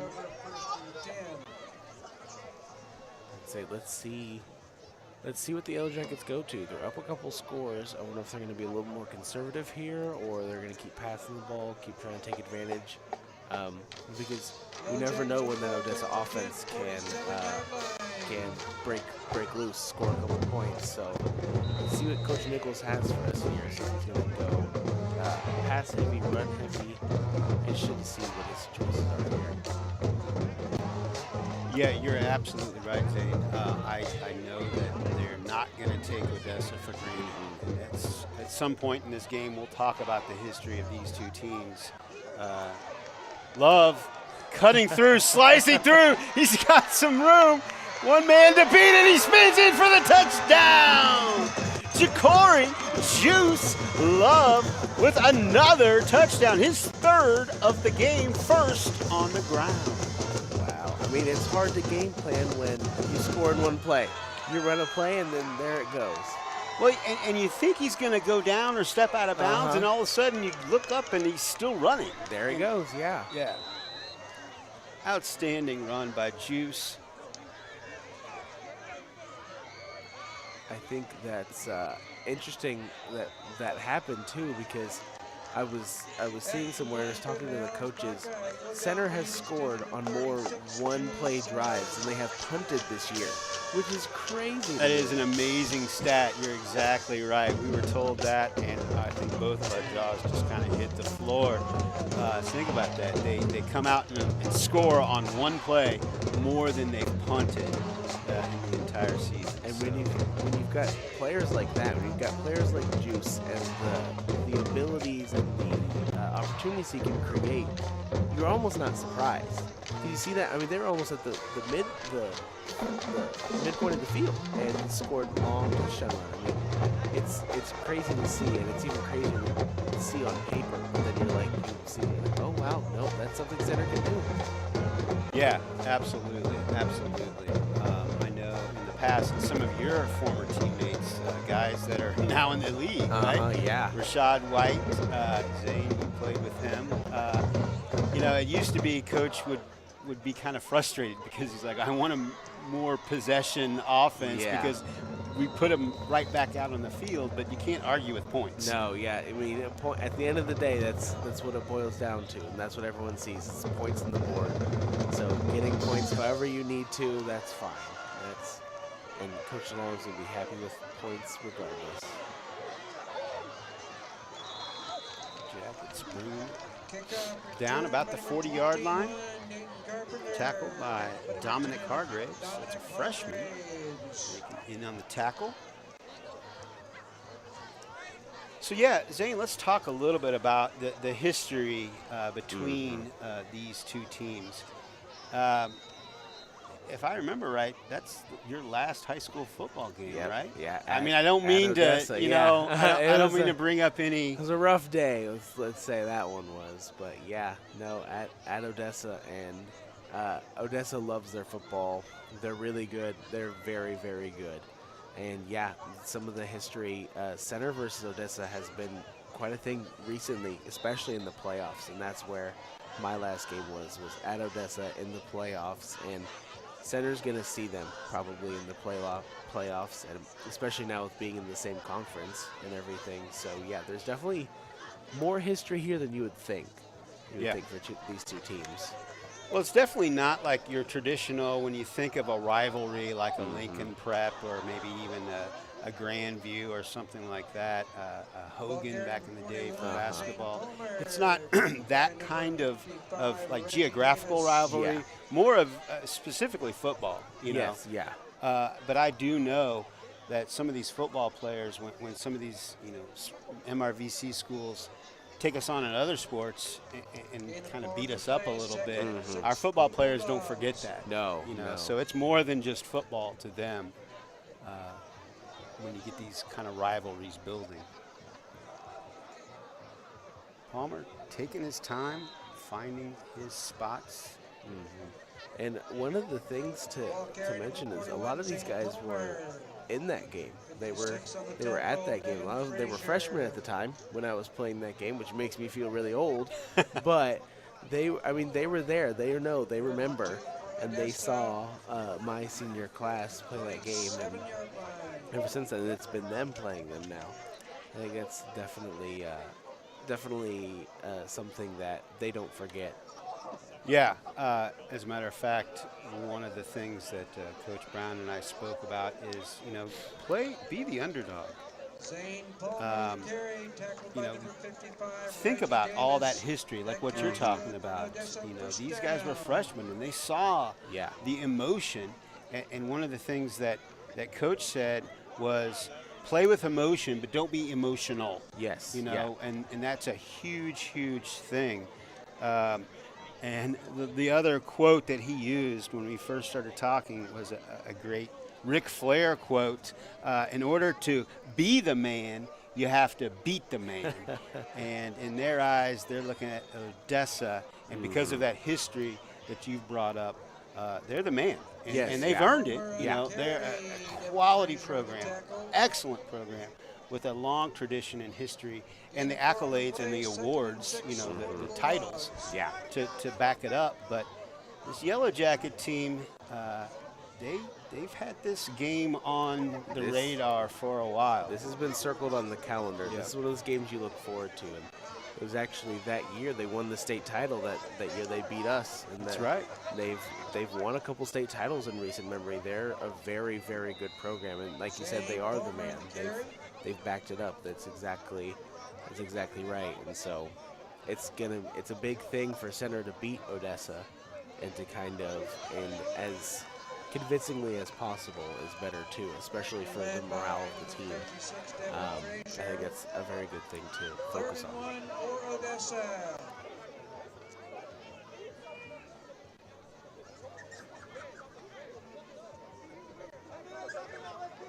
Handoff straight up the middle. That's Palmer.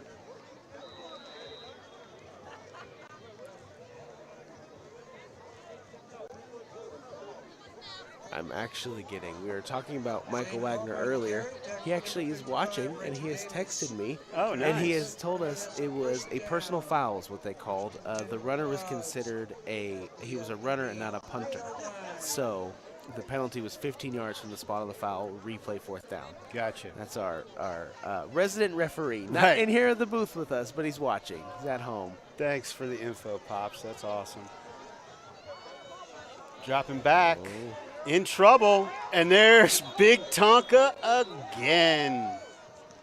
Harold strung that play out, made sure he didn't give that quarterback a lane to run, kept his shoulders square. Exactly.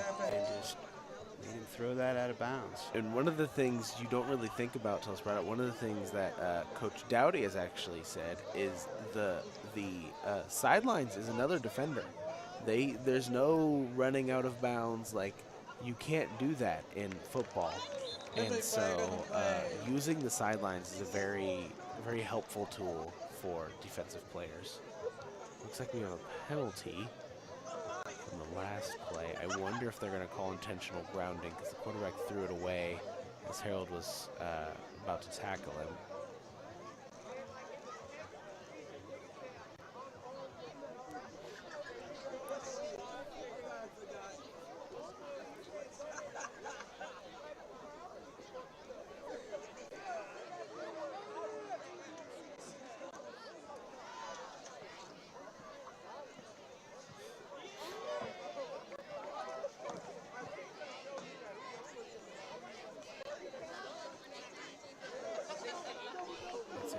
We've gotten the official call yet. It definitely was against Odessa.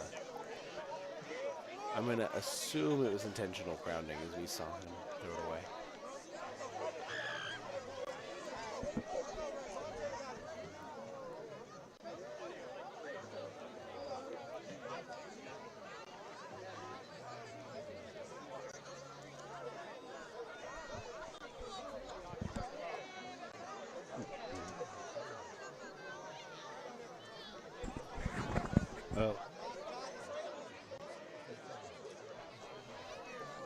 All right, so here we go. We're getting some technical problems situated here. And back to the action. Is Palmer again? Yeah. And there's Harold again on the tackle. That was a really good play by the Odessa offensive line. I mean, that was a really good hole for Palmer. I mean, he got almost 6 yards down the field. Almost 6 yards down the field before he was touched. So that was a good play by Odessa offensive line, and center needs to make sure that doesn't keep happening consistently. And getting that lead block there. Number 18 for Odessa, Gage Westerhold, tight end linebacker. Nice job leading the way for Palmer. Yeah. Boy, Palmer carries the ball a lot. Yes, yeah, he is. He's really that focal point of the Odessa offense. Everything runs through him, which is not something you usually say. Usually it's quarterbacks who can run, throw the ball, but the offense runs through him, absolutely. Fake handoff. He's going to swing right and take off with the ball. Driven out of bounds by Jaden Latham. Odessa's definitely got a little bit of a drive going here. They're pushing down the field. However, you got to be mindful of that clock. You've got to make sure they've got to get points on the board quickly because halftime's on its way and they're down by a lot. Yeah, absolutely. You know, at this point,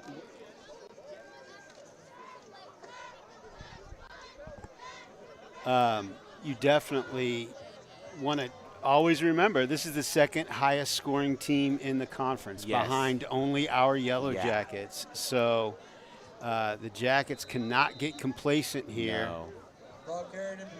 At any point, it could be the Odessa offense could turn on and start really scoring some points. And here they are again in the red zone. Only, I mean, what, 2 yards short of the line. You can see Palmer there talking to his offensive line. He wants to score. He wants to get these points and get momentum on Odessa's side.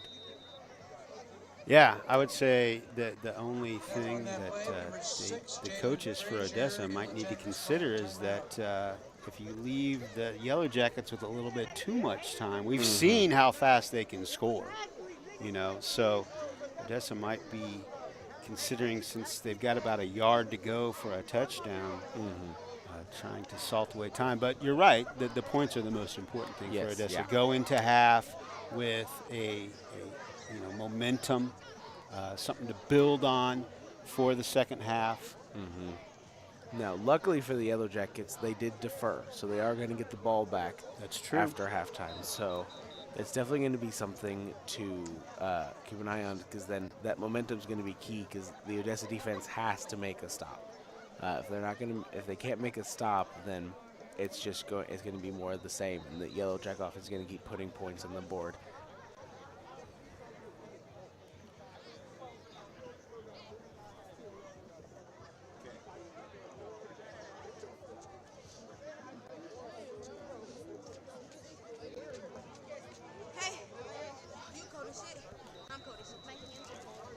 And back to the action.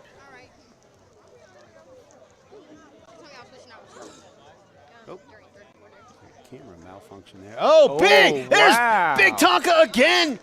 Just having a monster game. Wrecking the playground with his toys.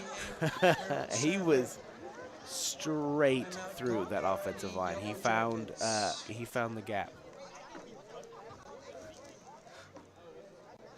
He went straight through the offensive line, found where they were not blocking. They were too focused on the defensive line. He went right through and made that tackle in the backfield.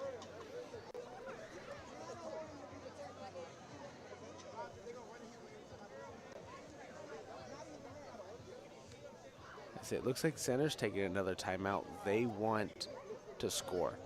Looks like here. It looks like that we are looking for.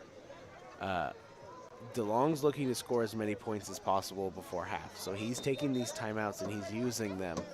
But that also is showing he's got faith in his offense to score even without timeouts. He thinks that they can score quickly, and obviously that's been proven throughout all of Center's games, and especially tonight.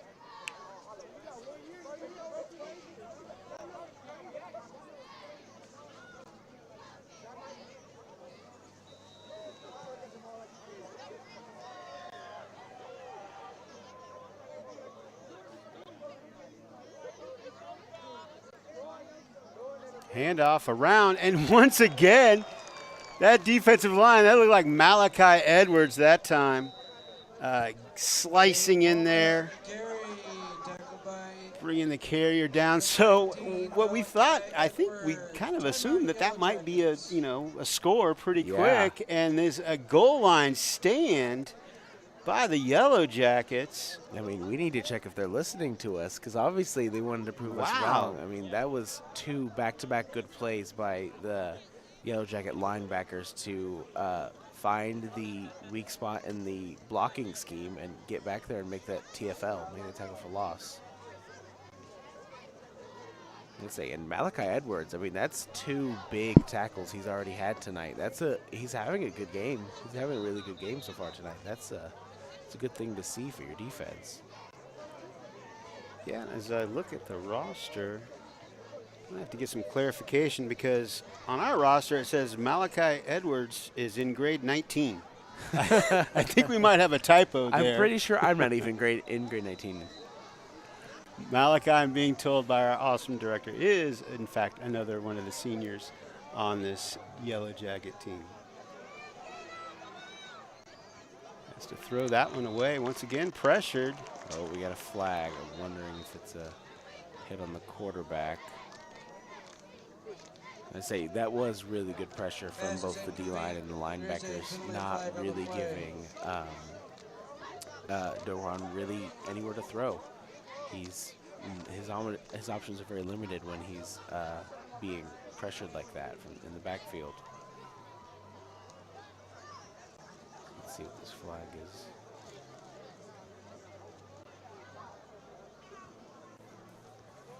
Roughing the passer called against the Yellow Jackets. As we both look at our cheat sheet to try and figure out. Yeah, we might need another text from Pops there. Because it wasn't intentional grounding. No. The results of the first down for the Bulldogs.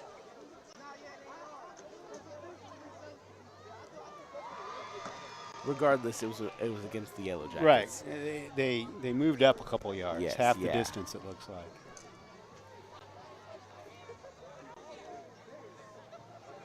Fakes a handoff. He's going to keep it. Looks like he's going to run. And gets in. Edwards couldn't quite make the play on that one. Had to respect the possible pass. Yeah. Gave the quarterback just enough room to push in for the touchdown. That's a really difficult position to be in because you either sell for the run and let him throw it over your head, or you step back and let him run in. I mean, there's really no good option there. You just gotta hope you get lucky and that the quarterback makes a mistake. Oh, almost blocked by Masterson. It looked like Harold was almost trying to distract the kicker. Yeah, there, I think he was. In the air. He was trying to mess with his focus.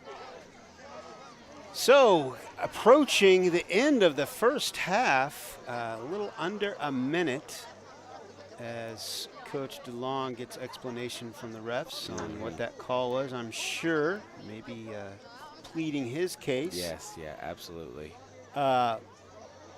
But the Bulldogs score for the first time in the second quarter, the first time since their first possession of the game. It's been a long time. I'm very surprised almost. This Yellow Jacket defense has really stood tall and not let Odessa really go shot. And it hasn't been turnovers either.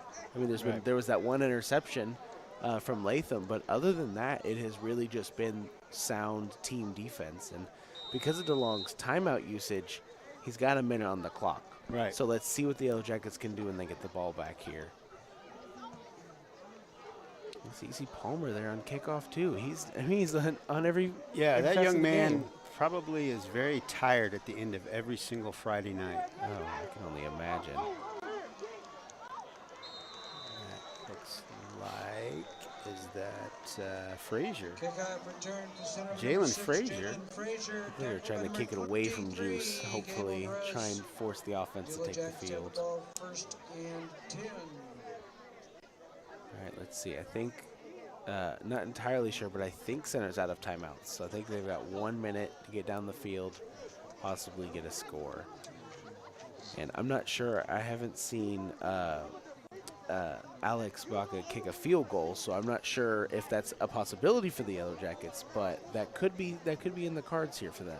Yeah, based on my memory, now he's done an outstanding job with the extra points. I think he tried a 38-yarder a game or two back and was just a little off on that one. But they really haven't had to try for a lot of field goals with as many points as they're scoring. Their field goals are really not a necessity. There's way more extra points than any other kind of kick. Yeah, when you score that many touchdowns, you really don't have to worry about it as much. First and 10. Let's say there was a penalty against center just then.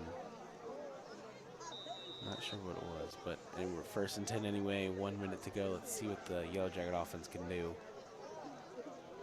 Strozier in motion.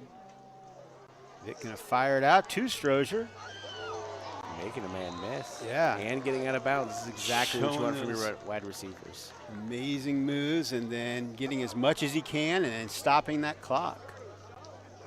Yeah, it looks like the Yellow Jackets are in hurry up, getting this far down. If you can see they've got the wristbands there, is my experience. That's where you're going in a hurry up. You're looking at your wristbands, seeing the plays that Nichols got on there, trying to see maybe what they can dial up. Vic dropping back. He's firing to the right. Is that Russell? Oh, that's catch Russell with made. the catch. Check that. My bad. That is Dre Pruitt with the catch.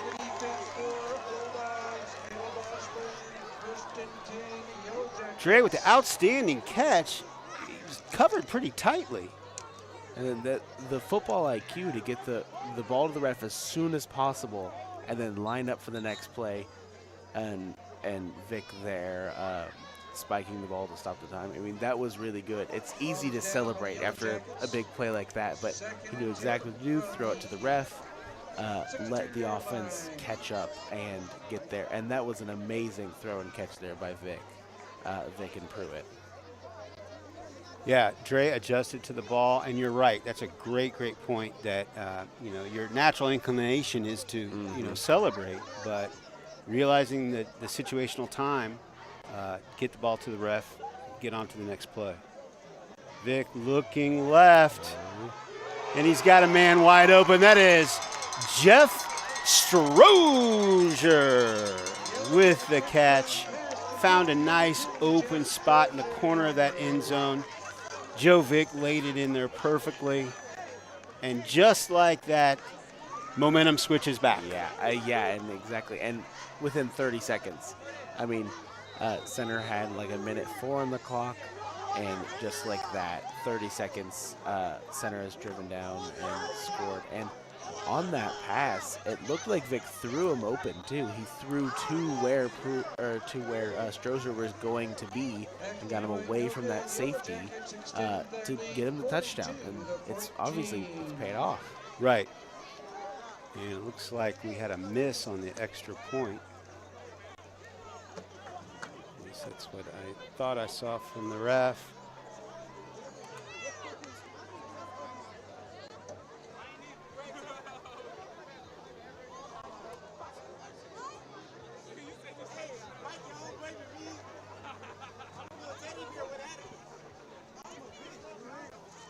Let's say I wonder if Odessa is going to try and be aggressive here, try and score.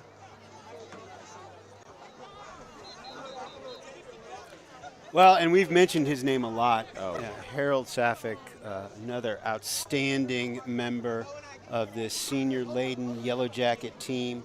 Another, just amazing in the classroom. Just one of the greatest kids you're going to meet. Super nice kid. And we've seen what he can do on the field. He's just as good off the field. And he's had a great game tonight, especially.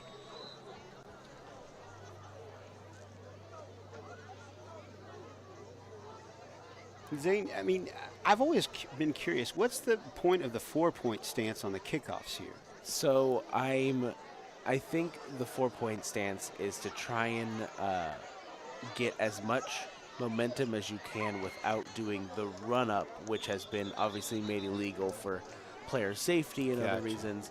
So when you get in that 4-point stance, it's almost like a sprinter stance in track. You're trying to get as much forward momentum and almost tricking your body to take that first step instead of take a step back. Almost you're trying to force yourself to go forward. You don't really have any other choice because you're not running for it anymore, because that's obviously those causing too many injuries and things. And so I think that's the best solution you can for what the new rules are. makes perfect sense. I'd say one of the things it said about Harold there is his filling the holes of the offensive line, and we've seen that tonight with his pressures on the quarterback and his stopping of Palmer before he even gets to where he's trying to go, and that's perfect from your linebacker. Well, and Harold really has added a new dimension to his game this year in running back, Yes, being back there and fullback.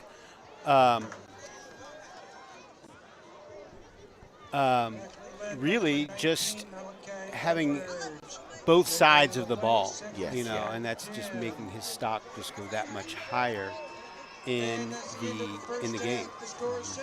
And that's going to be halftime. Your Center Yellow Jackets 42, the Odessa Bulldogs 14.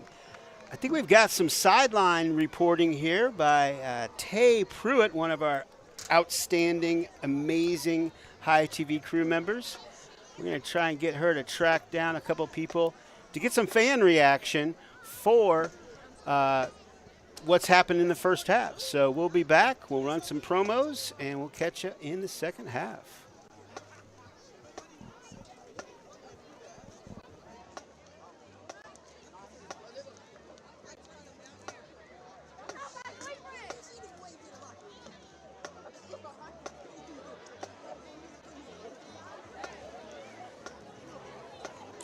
We are live from the Hive, and I am here with Isis.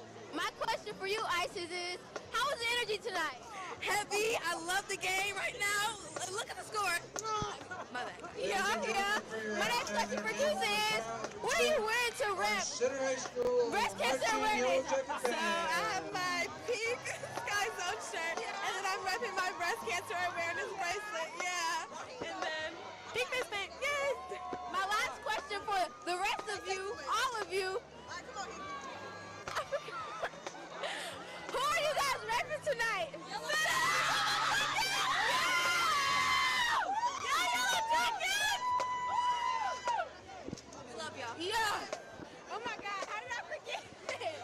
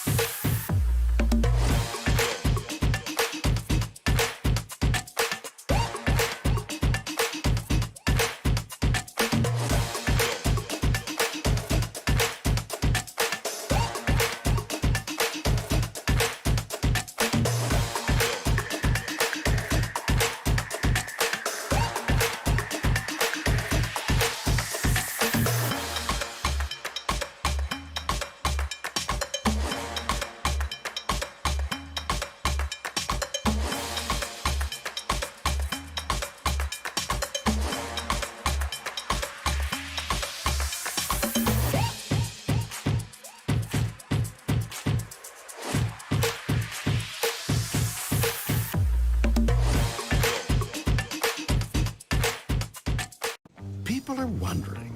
What's happening to Lindsay? She's never been sharper. This basketball star married himself in 1996. Who is Dennis Rodman? Correct. Son of a... She's sleeping better than ever, which the paparazzi aren't thrilled about. I miss Lizzie! She's even more productive, trading DUIs for DIY. The verdict is? Gorgeous. Maybe it's not what's gotten into Lindsay. It's what Lindsay's gotten into. Hey, William. Planet Fitness. Get glowing and feel spectacular.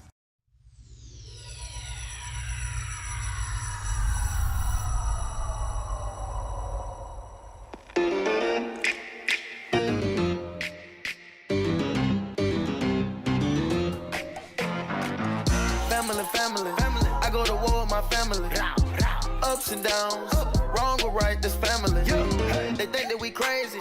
They say that we crazy, can't handle it. My back on the wall, who I'ma call my family? We different, we stick out, wig out, bug out, pop out, hop out, ball out, show out. Aye, just a party, let's not make a problem. No, why you looking at me like it's something? You should know it's not just me that you be rubbing. Wrong way, so you better better think twice. You shouldn't mess with me. You don't wanna mess with me. Cause if you mess with me, you're messing with my family. You shouldn't mess with me. You don't wanna mess with me. Cause if you mess with me, you're messing with my family. You might think that we are all loco. But this family back to the global. We blown up.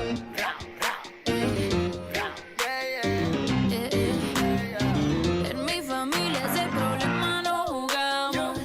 Y si hay party esta mañana celebramos. Si te dicen que estamos locos, locos estamos. Y en las buenas y en las malas nos quedamos. No traicionamos. Aye, just a party, let's not make a problem. No, why you looking at me like a something? You should know it's not just me that you be rubbing. Wrong way, so you better think twice. You shouldn't mess with me. You don't wanna mess with me. Cause if you mess with me, you're messing with my family. You shouldn't mess with me. You don't wanna mess with me. Cause if you mess with me, you're messing with my family.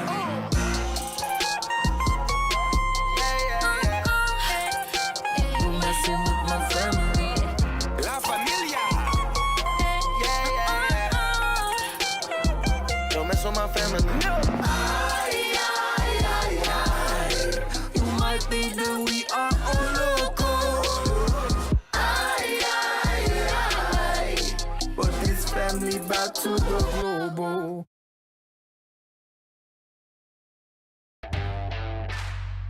No matter what your goals are, the Sports Medicine Center at Children's Mercy is here to provide comprehensive 360-degree care for student athletes.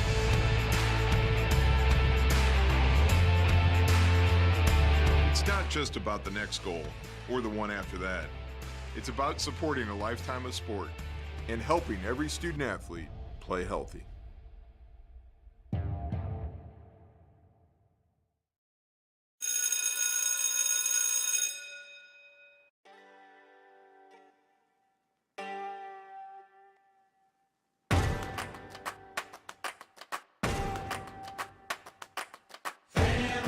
Singing in the kitchen, family.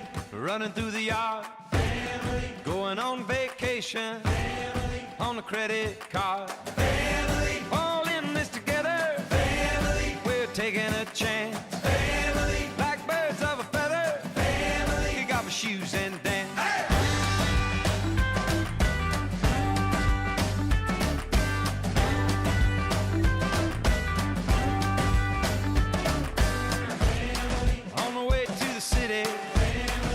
Laughing in the rain, family. It ain't always pretty, family. Can drive you insane, family. I got the keys to the kingdom, family. Take it out of our car, family. All four seasons, family. Well, bless your heart.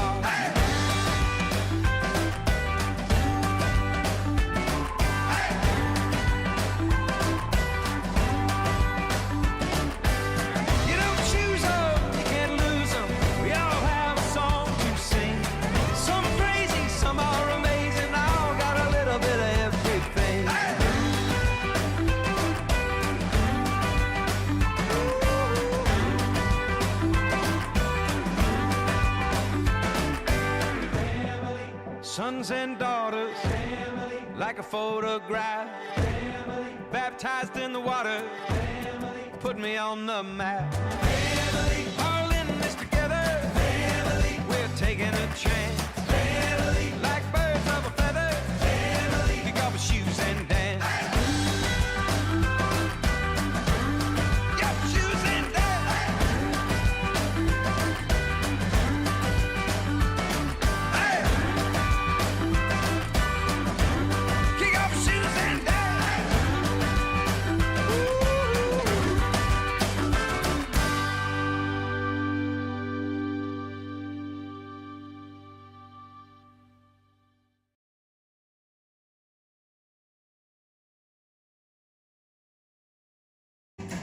Family, all four seasons. Family, bless your heart.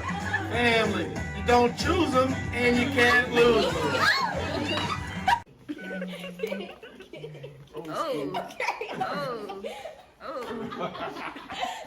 don't choose me, Kendra. I'm gonna hit you in the head. There you go.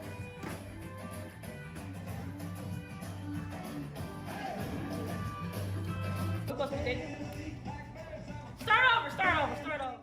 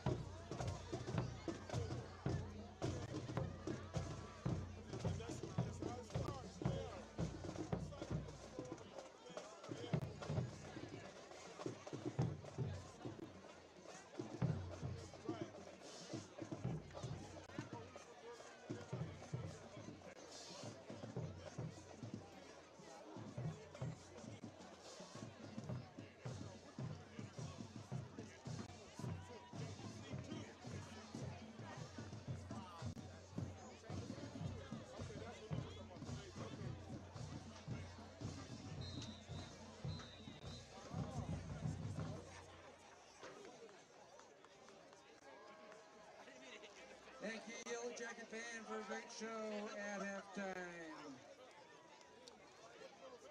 A week from tomorrow, October 15th, return of the Boone Family Carnival at Boone Elementary.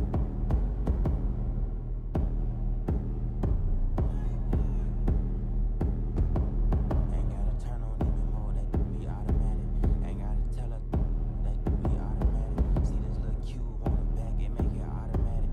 Ain't teach me to be real, that it was automatic. Now she love me, walk in the building, all the pretty tub me. Her hair got caught on my chain when she tried to hug me. Found out he see me and he mug me. Every time I see the camera, I throw the gang up. We some dogs and got no chains, but they can't tame us. Every time that one corner get hit up, they blame us. We like a record label making famous. Say he a lion, okay, lion still. I'm like, bro, you know, keep looking. Ain't mad as peeking, had that whole crowd ducking. The clip got something in it, pull it till it's nothing. You got then the telly, rats in the duffel, choppers in the sprinter van, bustin' bubble. They say I'm all alone. I see they in the group, but this little cube on the back, a break up in the huddle. What's the plan? What's the word? You said they over there. Get going for it. We really get into it.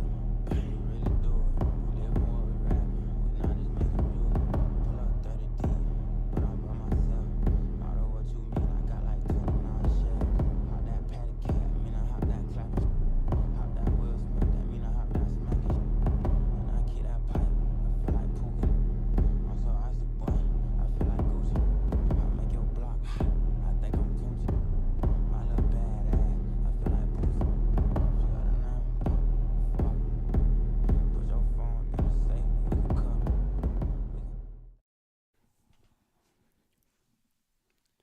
And we are back. There you have the mighty marching Yellow Jacket Band, hoo-ha, in action, celebrating quite an impressive first half.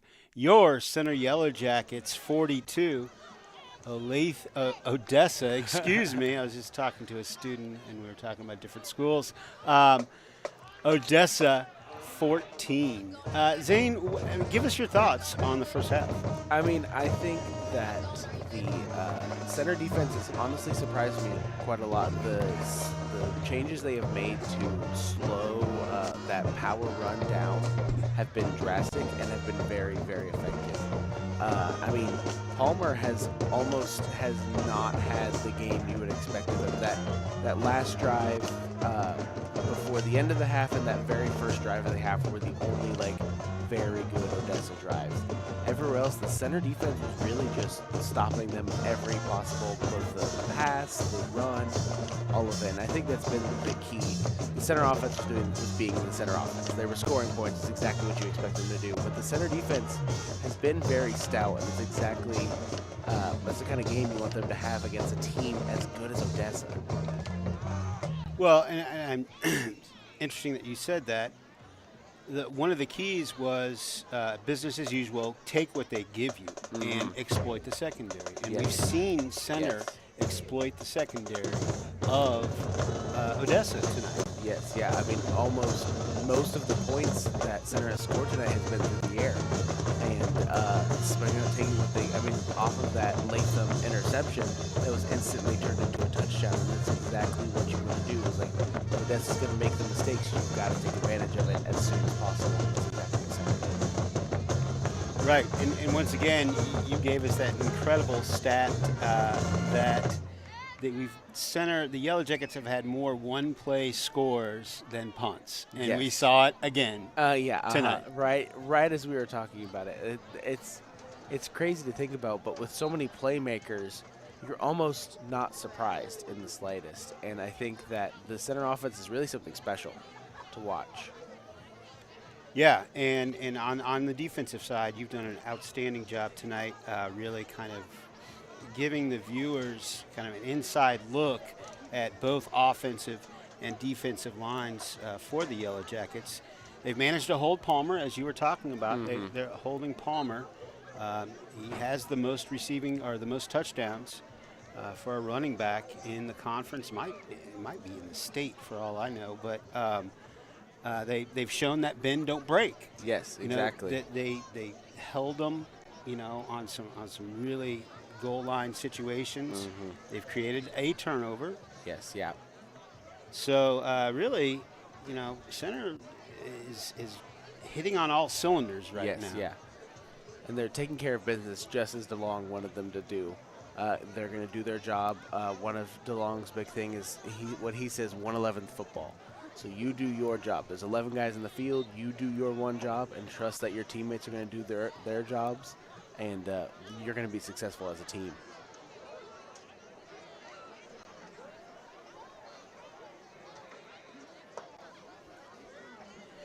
One of the people, are amazing. I've got to take a minute, Zane, while we watch the guys warm up and just tell the world, the YouTube audience, how awesome this crew is.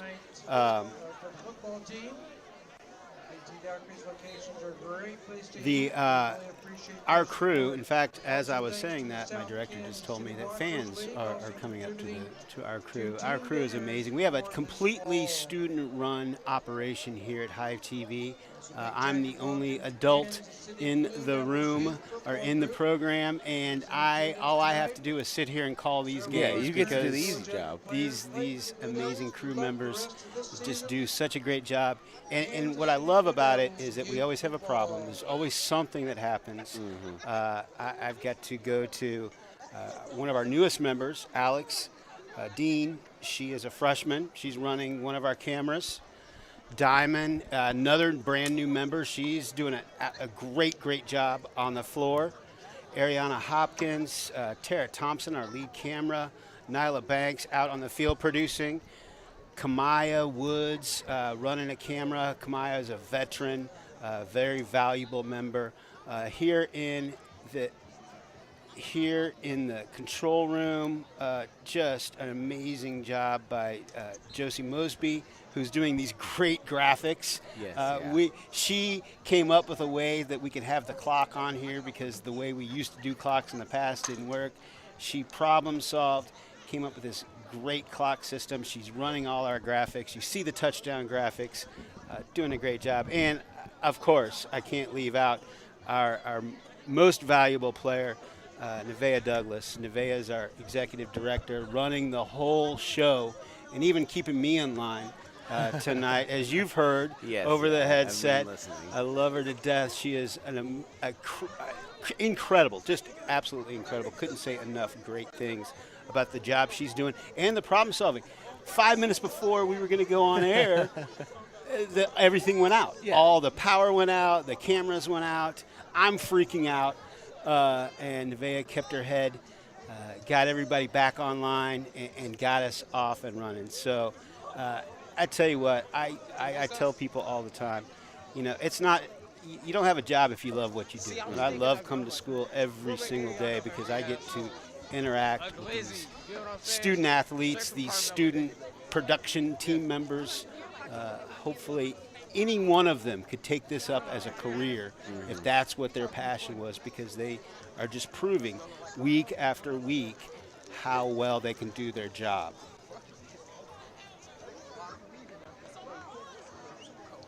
YellowJacket to receive the opening kickoff for the second half. To receive Katie Williams. And we're going to get a look at another one of these great Yellow Jackets, Diamond DZ Masterson. Just talking to Diamond today.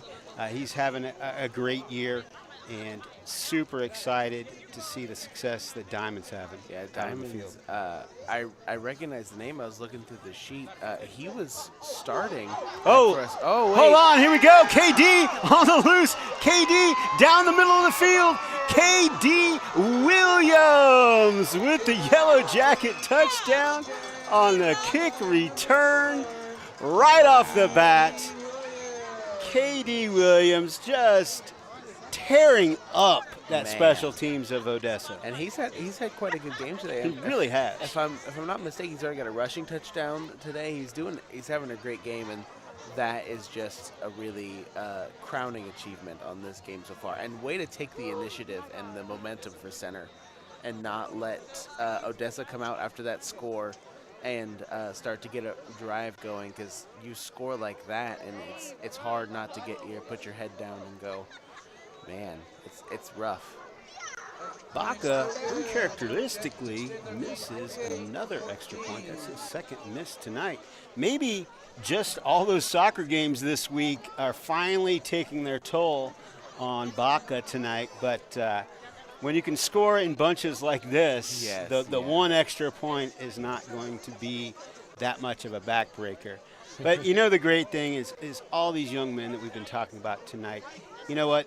They're happy for each other, just as probably even happier when somebody else has a great play, like KD, like Jaden, like Jeff, like everybody is a real family sense. And I know that we played a couple of the family lip dub videos that we've created at the beginning of the year. We might have the opportunity to get another one in there, but this really is a family. And I know that Coach DeLong, at the end of every game, when they takes them to the end zone to kind of do an end-of-game breakdown, the last thing they do is Jacket Love, Jacket Family, you know. And it really has shown, especially with these seniors who have been experienced now this for their fourth year. They've been doing this for a long time, and that the family aspect is really, and it's a big thing in a game like football where you have to trust everybody you're playing with, and it's a good thing to cultivate and a really good culture to have for your football team. Absolutely. I say we were talking about Diamond a little bit earlier, as I was saying. He's really a big piece of the secondary. He's a really locked down corner. I'm not even sure Odessa has thrown his way so far tonight. He is really one of the key pieces for the center defense, and he was even playing that corner position back when I was playing. Like, as a freshman, he was getting playing time. He's really good. He's good at his job. He does exactly what he needs to do, and it shows on the field. He's had a really good game tonight. Yeah, absolutely. Couldn't argue with that at all. So Palmer going to get the carry again. A little off to the right side. Now, one of the keys here is going to be going back to that overall key is Jacket's still got to play with emotion, but not get emotional. I got to think that for the Bulldogs, it's going to get emotional for them. And you can't get chippy. You've got to just let things, just play the game. And anyone who wants to talk, just point to the scoreboard. Yeah, you got to keep a cool head, and it's easy to lose it, but you've got to keep in mind the future and everything that's going on, and just move on to the next play. Because it's just that's exactly right.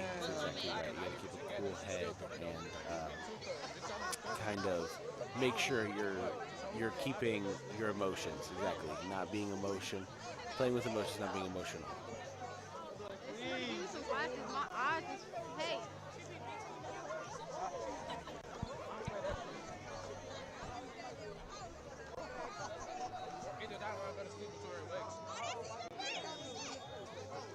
Zane Palmer on the carry. All right. One of the other things that I don't think we talk about enough, and I know in watching broadcasts from other schools, they talk about center, YellowJacket athletic ability, speed, and I get that.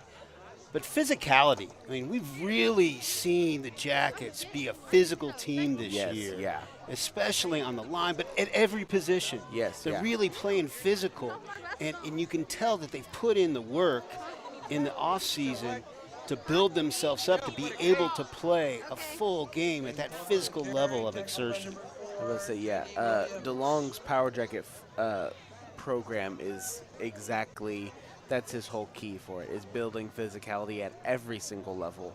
He doesn't just focus on the linemen and everything, where that's the most important aspect, but it's important for you see a guy like Harold, he's not on the line, but he needs that physicality. He's going to have to block at some point, and when you work at it, and there he is. There he is. There he goes.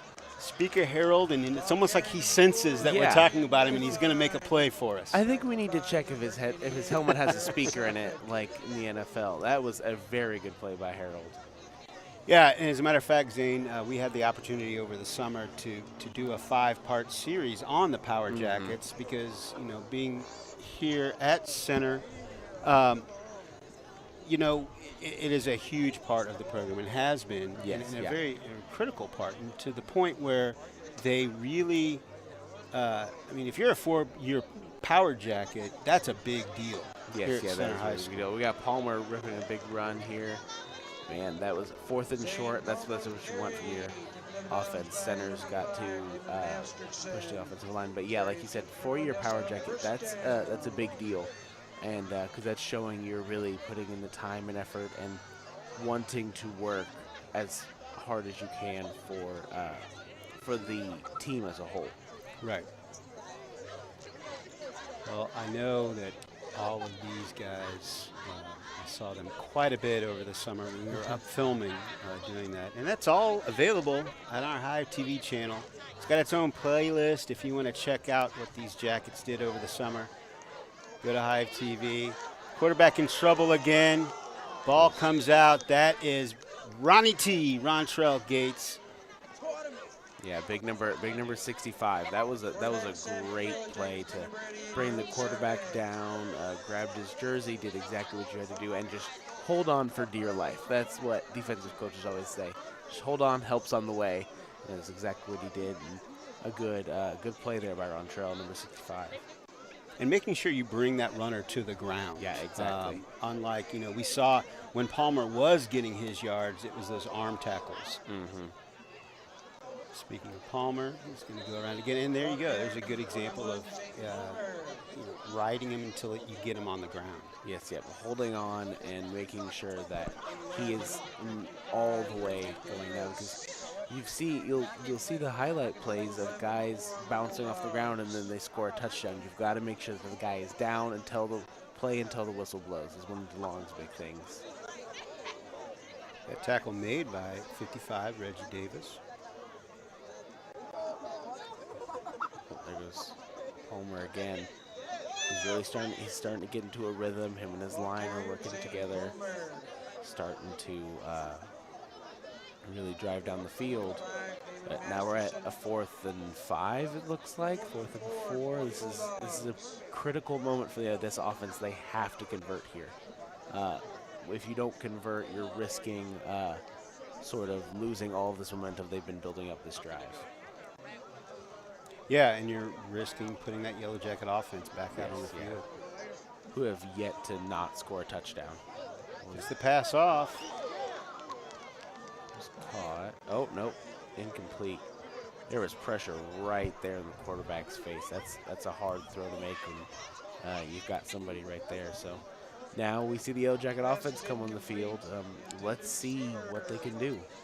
Yeah, at this point, you know, what has been, I mean, you've been part of some of these big games, big blowout. I mean, I don't want to call this a blowout yet, but what do you think the mindset of Coach DeLong, Coach Nichols is going to be as far as, like, the play calling? Are they going to maybe let the foot off the gas a little bit? Are they going to, you know, keep the pedal to the metal?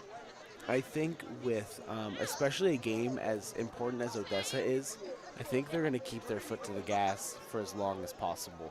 They're going to keep pushing until they are absolutely certain that this game is Yellow Jacket victory. Look at that strength of Love, just pushing the pile. That was 4 Bulldogs trying to bring him down, and he still did not go down. That was the ref stopping Never the play. touched the turf. And looks like gets a gain of at least 6. Yeah, that was a good run. Yeah, and with like we were saying earlier in the game, Odessa scores a lot of points. I mean, 44, averaging 44 points a game coming into this. You don't want to, you can't sell them short. You've got to respect them and respect that offense. So you've got to keep scoring points if you can.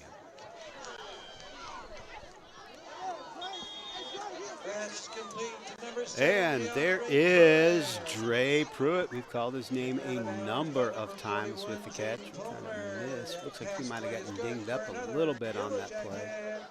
Yeah, sometimes you're getting tackled and your leg gets twisted in weird ways, and you never know kind of what could go wrong there. Jamel Mack checking in to the game. Jamel's having a nice season this year. Strozier off to the right. Strozier's got some room. Strozier painting the sidelines, getting pulled down. And look, see, that is exactly what we're talking about as far as smart football play. Notice Jeff stayed in bounds. Yes. He did not go out of bounds. He got as many yards as he could and realized the situation. And, being the very smart young man he is, decided to just go down. Yes, exactly, yeah. Give yourself up, but stay in bounds. Yeah, and that's something we've been talking about with center is high IQ, high football IQ, and with experience, you would know that. You would know you want to eat as much clock as possible. And, what is this formation? It's like a little wildcat to, is that Pruitt? That was Pruitt. That is not something I have ever seen, I don't think. Maybe one or two times we have ever run that since I have watched a center game. So, well, they've used that play, especially in this part of the game and the fourth quarter. Give Joe Vick a breather. Yes, and just take away a little bit more of that risk of injury. Joe missed a big part of the last season with a knee injury. Vick going to loft it up over to the left and incomplete. It was a little too far to the corner. Not quite enough space there for him. Got a receiver to make the catch. It looked like it was Latham up there trying to make the catch. Yep, Jaden Latham. He's had a lot of experience on the offensive side. Jaden, a very all-around great player. Not someone who might run the ball as much, but definitely a blocker, and a key part of Nichols' offense is using those skill players as blockers and moving them around. Handoff up the middle. Not much there.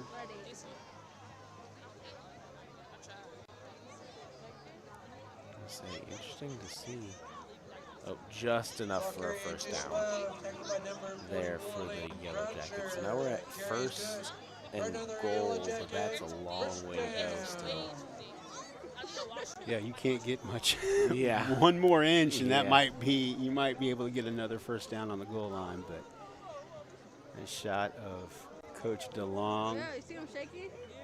Girls, Coach beats.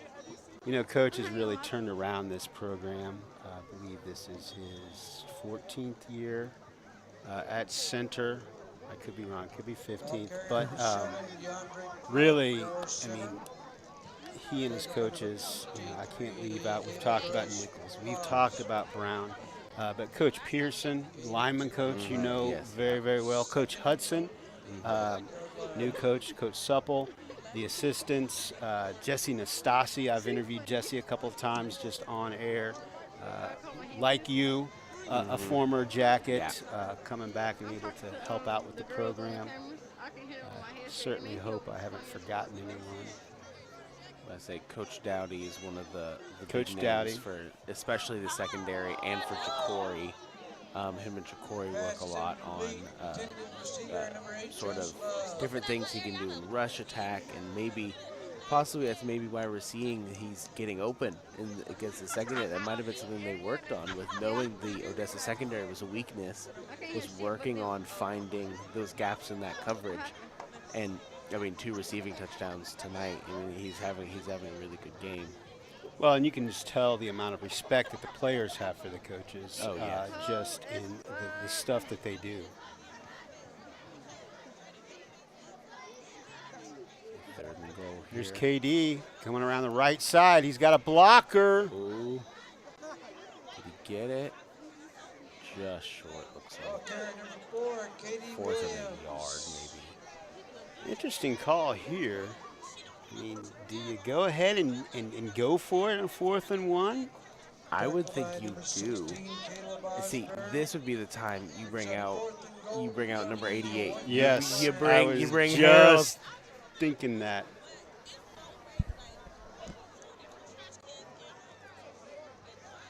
So, Big Harold lining up in front of Ja'Cory. And the give is to Harold, and you're not going to stop that, man. No, sirree. Harold, Big Tonka, Sapphic, running the ball in. He's like I said earlier, he's having quite a good season on the offensive side of the ball, too. And it's for plays like that. Harold, I mean, no one's going to stop that. Yeah, no. This He was in a 3-point stance in the backfield. There was nothing. It's like trying to stop a freight train. It's just not going to happen. Yeah, and I don't know if he's like reliving it or what he's doing on the sidelines, but you got to think that everybody is excited about that. Unfortunately, this isn't the NFL. He doesn't get to take that football home. He doesn't get it signed or anything. And just like that, a little over 3 minutes left in the third. Your Jackets leading the Odessa Bulldogs 55-14.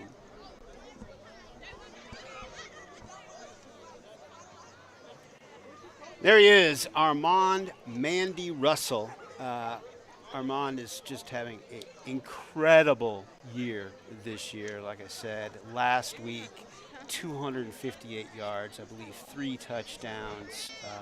He's putting up fantasy football numbers. Yes, I've said it before and I'll say it again. If I could replace my fantasy football team with just YellowJackets up and down, I'd be unstoppable. Yes, yeah. He's completely unstoppable.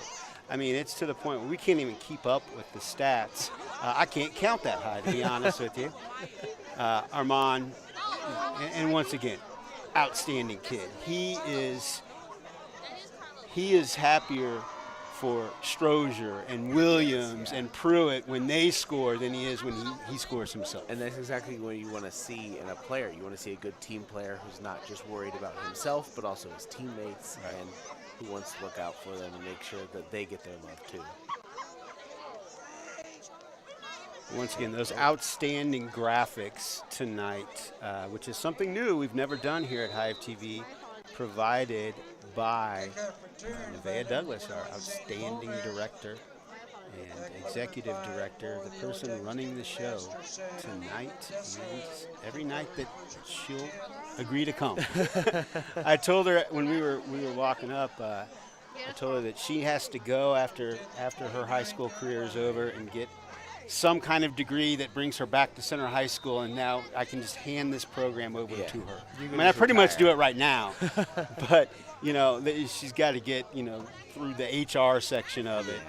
But everybody's doing a great job tonight, and those posters are just incredible. They're great, and they go right along with the great graphics by Josie Mosby. The whole aesthetic of Hive TV and everything. They are really good. And to say, of course, after we talk about Armand, he makes the tackle on special teams. Right. It's like I'm convinced that they've got speakers in their helmets every single time we talk about somebody. They make a play. Well, I know a lot of the boys go back, and I've watched our view count, and it's funny. Like between 11 o'clock at night and 2 o'clock at night, it almost doubles. It's like all these guys are going home watching our replay on YouTube. Oh, is that? Oh. Well, he wasn't down. That's Big Harold. Rumbling, bumbling, stumbling into the end zone, and the official rules a touchdown. So 2 touchdowns in 3 minutes? That was crazy. Did you see the celebration when he looked over at the ref and saw the hands go, I did it, and jump up in the air? That was great. Not sure what happened there. It looks like the quarterback went out for maybe avoiding pressure, and then all of a sudden I see Harold running the other way with the ball. So, man, whatever had happened there, that's a great job by Harold to be number 88, to pick up the ball and run to the end zone and be aware of a situation. And honestly, I just caught a glimpse on the sidelines of Coach Dowdy giving Mikhail Allen a huge hug. So I have a sneaking feeling while I turned away and I couldn't quite see, I'll bet Mikhail had a big part of that play to cause that fumble. He's having a really great night. Been in on a lot of tackles. He's really stuffing up that middle, not really giving Palmer any place to go. Yeah, you can see love he's getting right there from some of his teammates. Yeah, we're almost confident that's exactly who forced that fumble. And Joe's over there practicing his TikTok moves or something. I say this might be the time where DeLong and Nichols start looking down that depth chart. Maybe start pulling out some guys, getting some experience, because as they've seen, experience pays off. Right. So if you can get some younger guys some experience, especially with this team, this is a very top-heavy team. A lot of juniors, a lot of seniors. So some of these younger guys might not get that much experience in varsity games. Varsity and JV are two very different things. It's totally different aspects, totally different environments. So now I'm not entirely sure, but I do think that they're going to start looking down the depth chart and getting some other guys some touches here soon. Well, one of the things that I've talked to Coach Brown about in the past is the fact that they're really they're really confident about their top 22. The 11 on offense, the 11 on defense. It's that next 10 that they're really trying to cultivate and build, not only for next year, but for the rest of this year. Because you never know, as we have evidenced in the past, you definitely want to be prepared for, the unspeakable. That one of your major players go down, and you want those reps, and you get those reps in situations like this.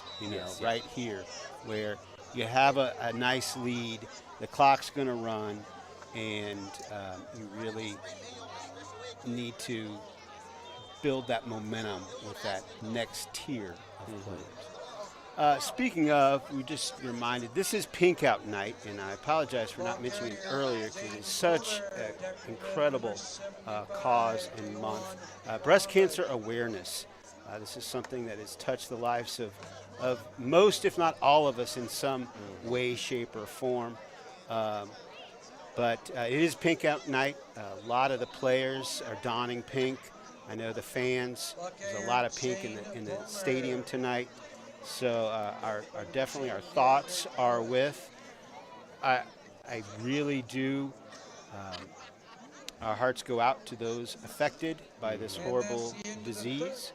And our Hive TV crew, including myself, definitely donning the pink today for breast cancer awareness.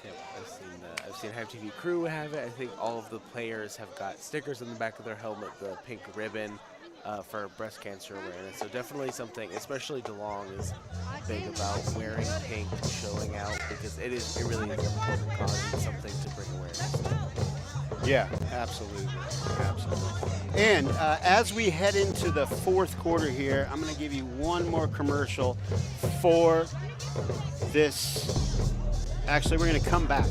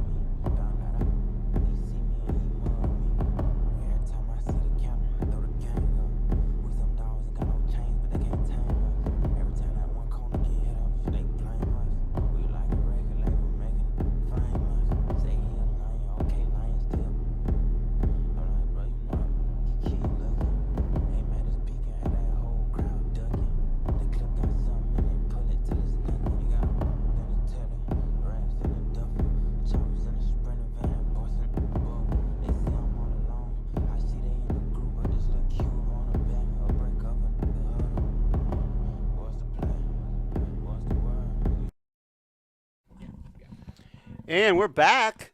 That's our We're very proud of that hype video. As you can tell, we run it quite a bit. It was a blast to make. Our producer, Nyla Banks, helped with that, and we love playing that for sure. Here we are, fourth quarter, 62-14 lead. Did you see this on the horizon when you came into Kansas City today? Would you have predicted this score? No, I definitely would not have predicted this score.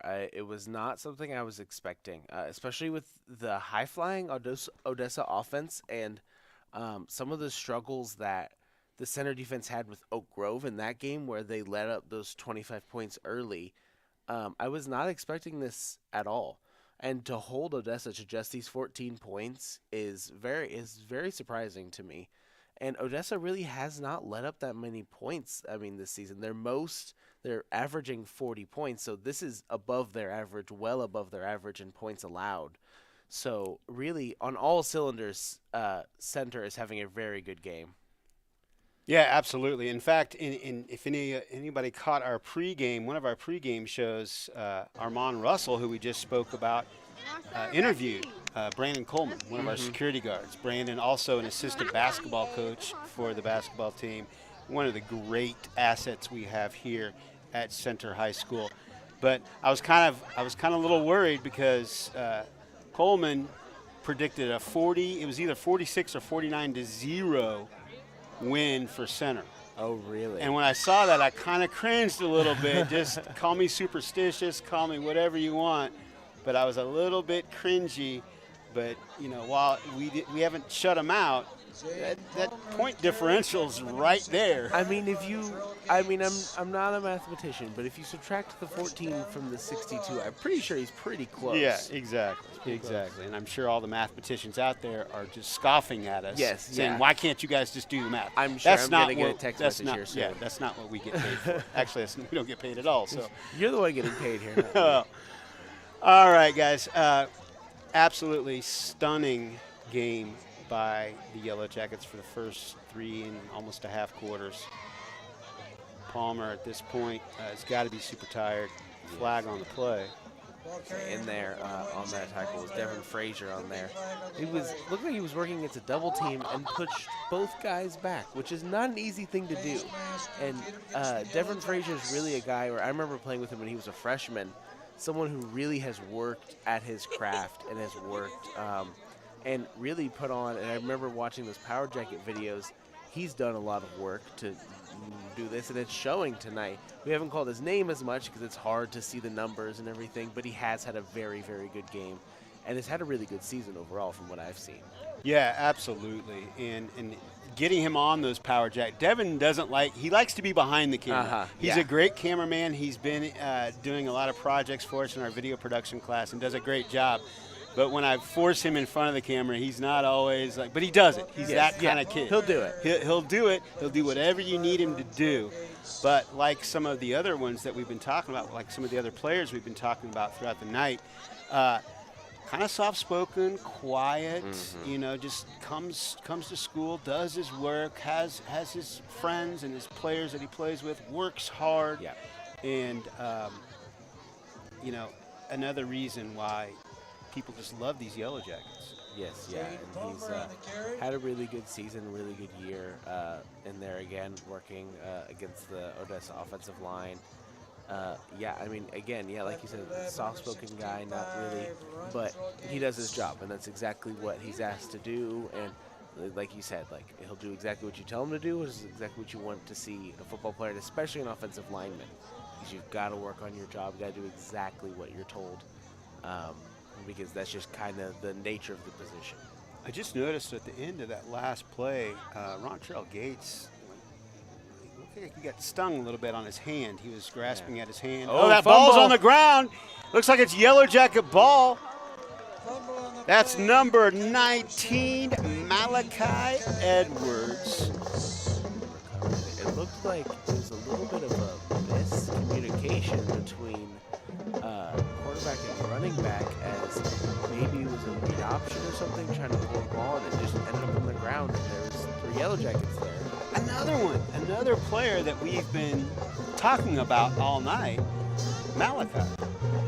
speaking of those players, Jaden Latham, he had the big interception tonight. He's been involved in every play. He's like having another coach on the field, really, especially on the defensive side. Jaden, soft-spoken kid, member of the National Honor Society. I mean, just outstanding.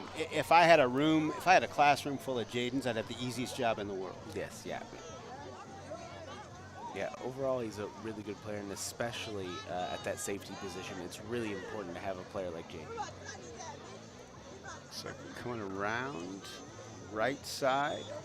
I'd say now we're starting to see, I thought earlier, some of those younger guys starting to get some experience. Yeah, the A.J. Caldwell, sophomore. Yep.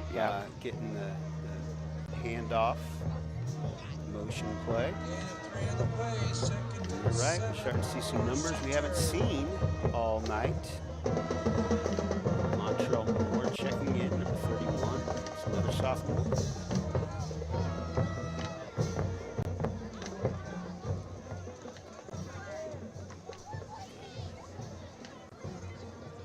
That was a good run there. A freshman. Wow, that was a really good run for a freshman. Playing against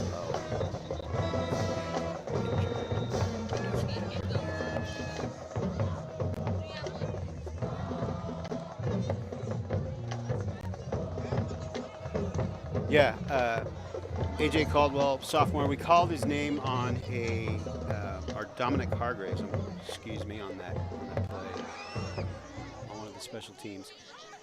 I'm noticing we have number 18 in at quarterback on that last play. I imagine that's what we'll see for the rest of the game. There he is right there, number 18. Believe it or not, he is not on our roster. Yeah. And I remember this same thing happening at Oak Grove, and one of the Oak Grove announcers came to me and said, hey, who is this 18? And we had to go and search out and find out, and we couldn't. Once we did find out, he's like, well, he's not going to play. So I don't know if he was hurt, or I don't know what the situation was, but we don't have him on our roster. We'll definitely get that fixed for the next game.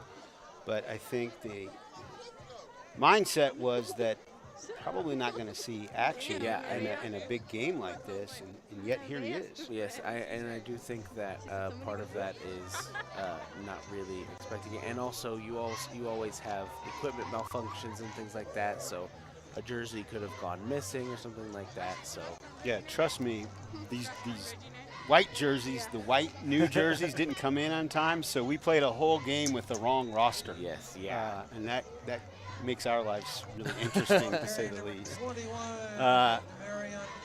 So anyway, your Yellow Jackets, the clock rolling down, approaching the 4-minute mark. It's a great night. And it's always a great night to be a Center Yellow Jacket, but tonight is something special. I feel like some of the demons from the past, with Halloween coming up, I'm going to use the demon reference from those past losses against Odessa, kind of being exercised here. Yes, yeah. In a score like this. But as we look at the Odessa, I mean, I got to say, though, if you look at the Odessa roster, there's not a lot of seniors on their roster. No, yeah, which it was something I was talking to Coach Nichols about. I was like, Center's looking really good. He was like, well, one of the parts of that is the conference just went through their big, sort of like Center's their big top-heavy teams, their juniors and senior teams, and Odessa's one of those teams. One of those teams that just graduated a whole bunch of really key players. So now they're kind of have a transition year, getting guys experience and everything, which Center has had in the past couple of years, is getting those guys some experience. But even then, they're still a really good team, a really solid team. And a lot of these guys, I'm seeing a lot of 10s on here, so I'm seeing a lot of sophomores. And we got a big play here. That's Montreal Moore, who had just checked into the game. He bounced it around, started right, bounced it around to the left. Wow, speaking of a sophomore, I mean, that's a big deal. Odessa still has a lot of their number one guys on there, or at least guys that we've seen sort of throughout the night. That was a really good, really big play. on show. Our sophomores here at Center High School.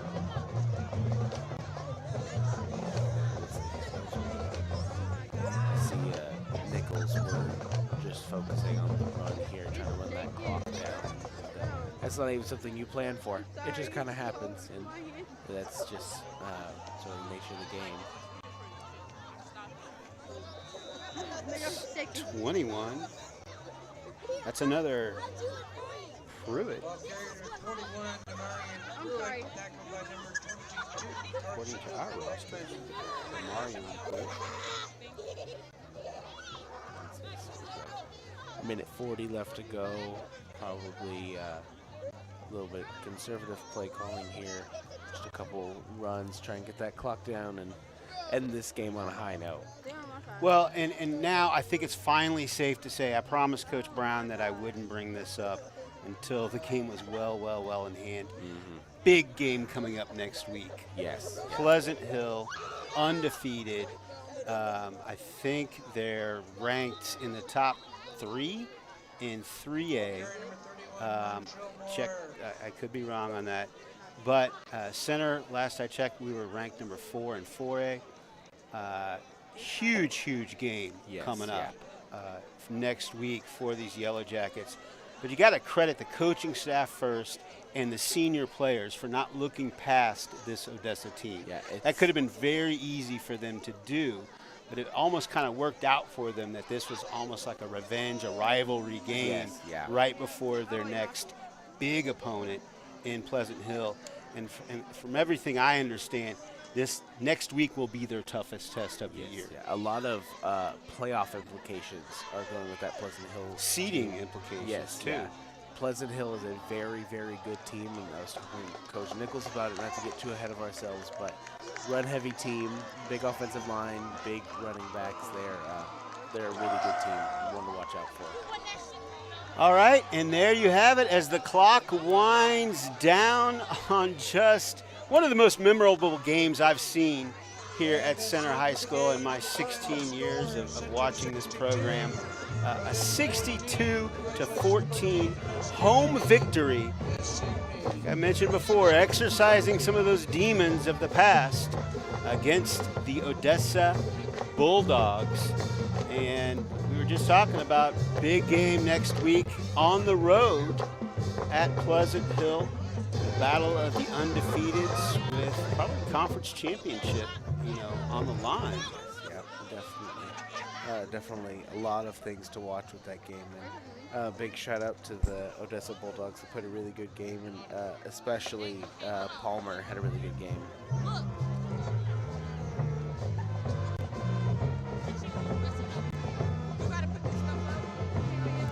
All right, well, for my wonderful son who I love and am so very proud of, junior now at Wichita State University, and just doing amazing things down there. For Zane Parker, I'm Steve Parker. For our great staff, I'm going to talk about them again, mention their names, and my director's going to help me out when I inevitably forget somebody. But Alex Dean, second game for us tonight. Tara Thompson, our lead camera person, Kamai Woods, Nyla Banks. We had a couple of guys that were kind of helping us out. We had a camera issue that we couldn't quite get resolved, but Jalen Gillum and for Nevaeh Douglas I can't say enough superlatives about her job as executive director. Diamond Angel and Josie Mosby, Ariana Hopkins, and have I forgotten anybody, Nevaeh? All right. She says I've got everybody in there, and when she tells me I did something right, that makes me happy. So your final here at YellowJacket Stadium, Center YellowJacket 62, Odessa Bulldogs 14, and as always, it's a great day to be a Center YellowJacket.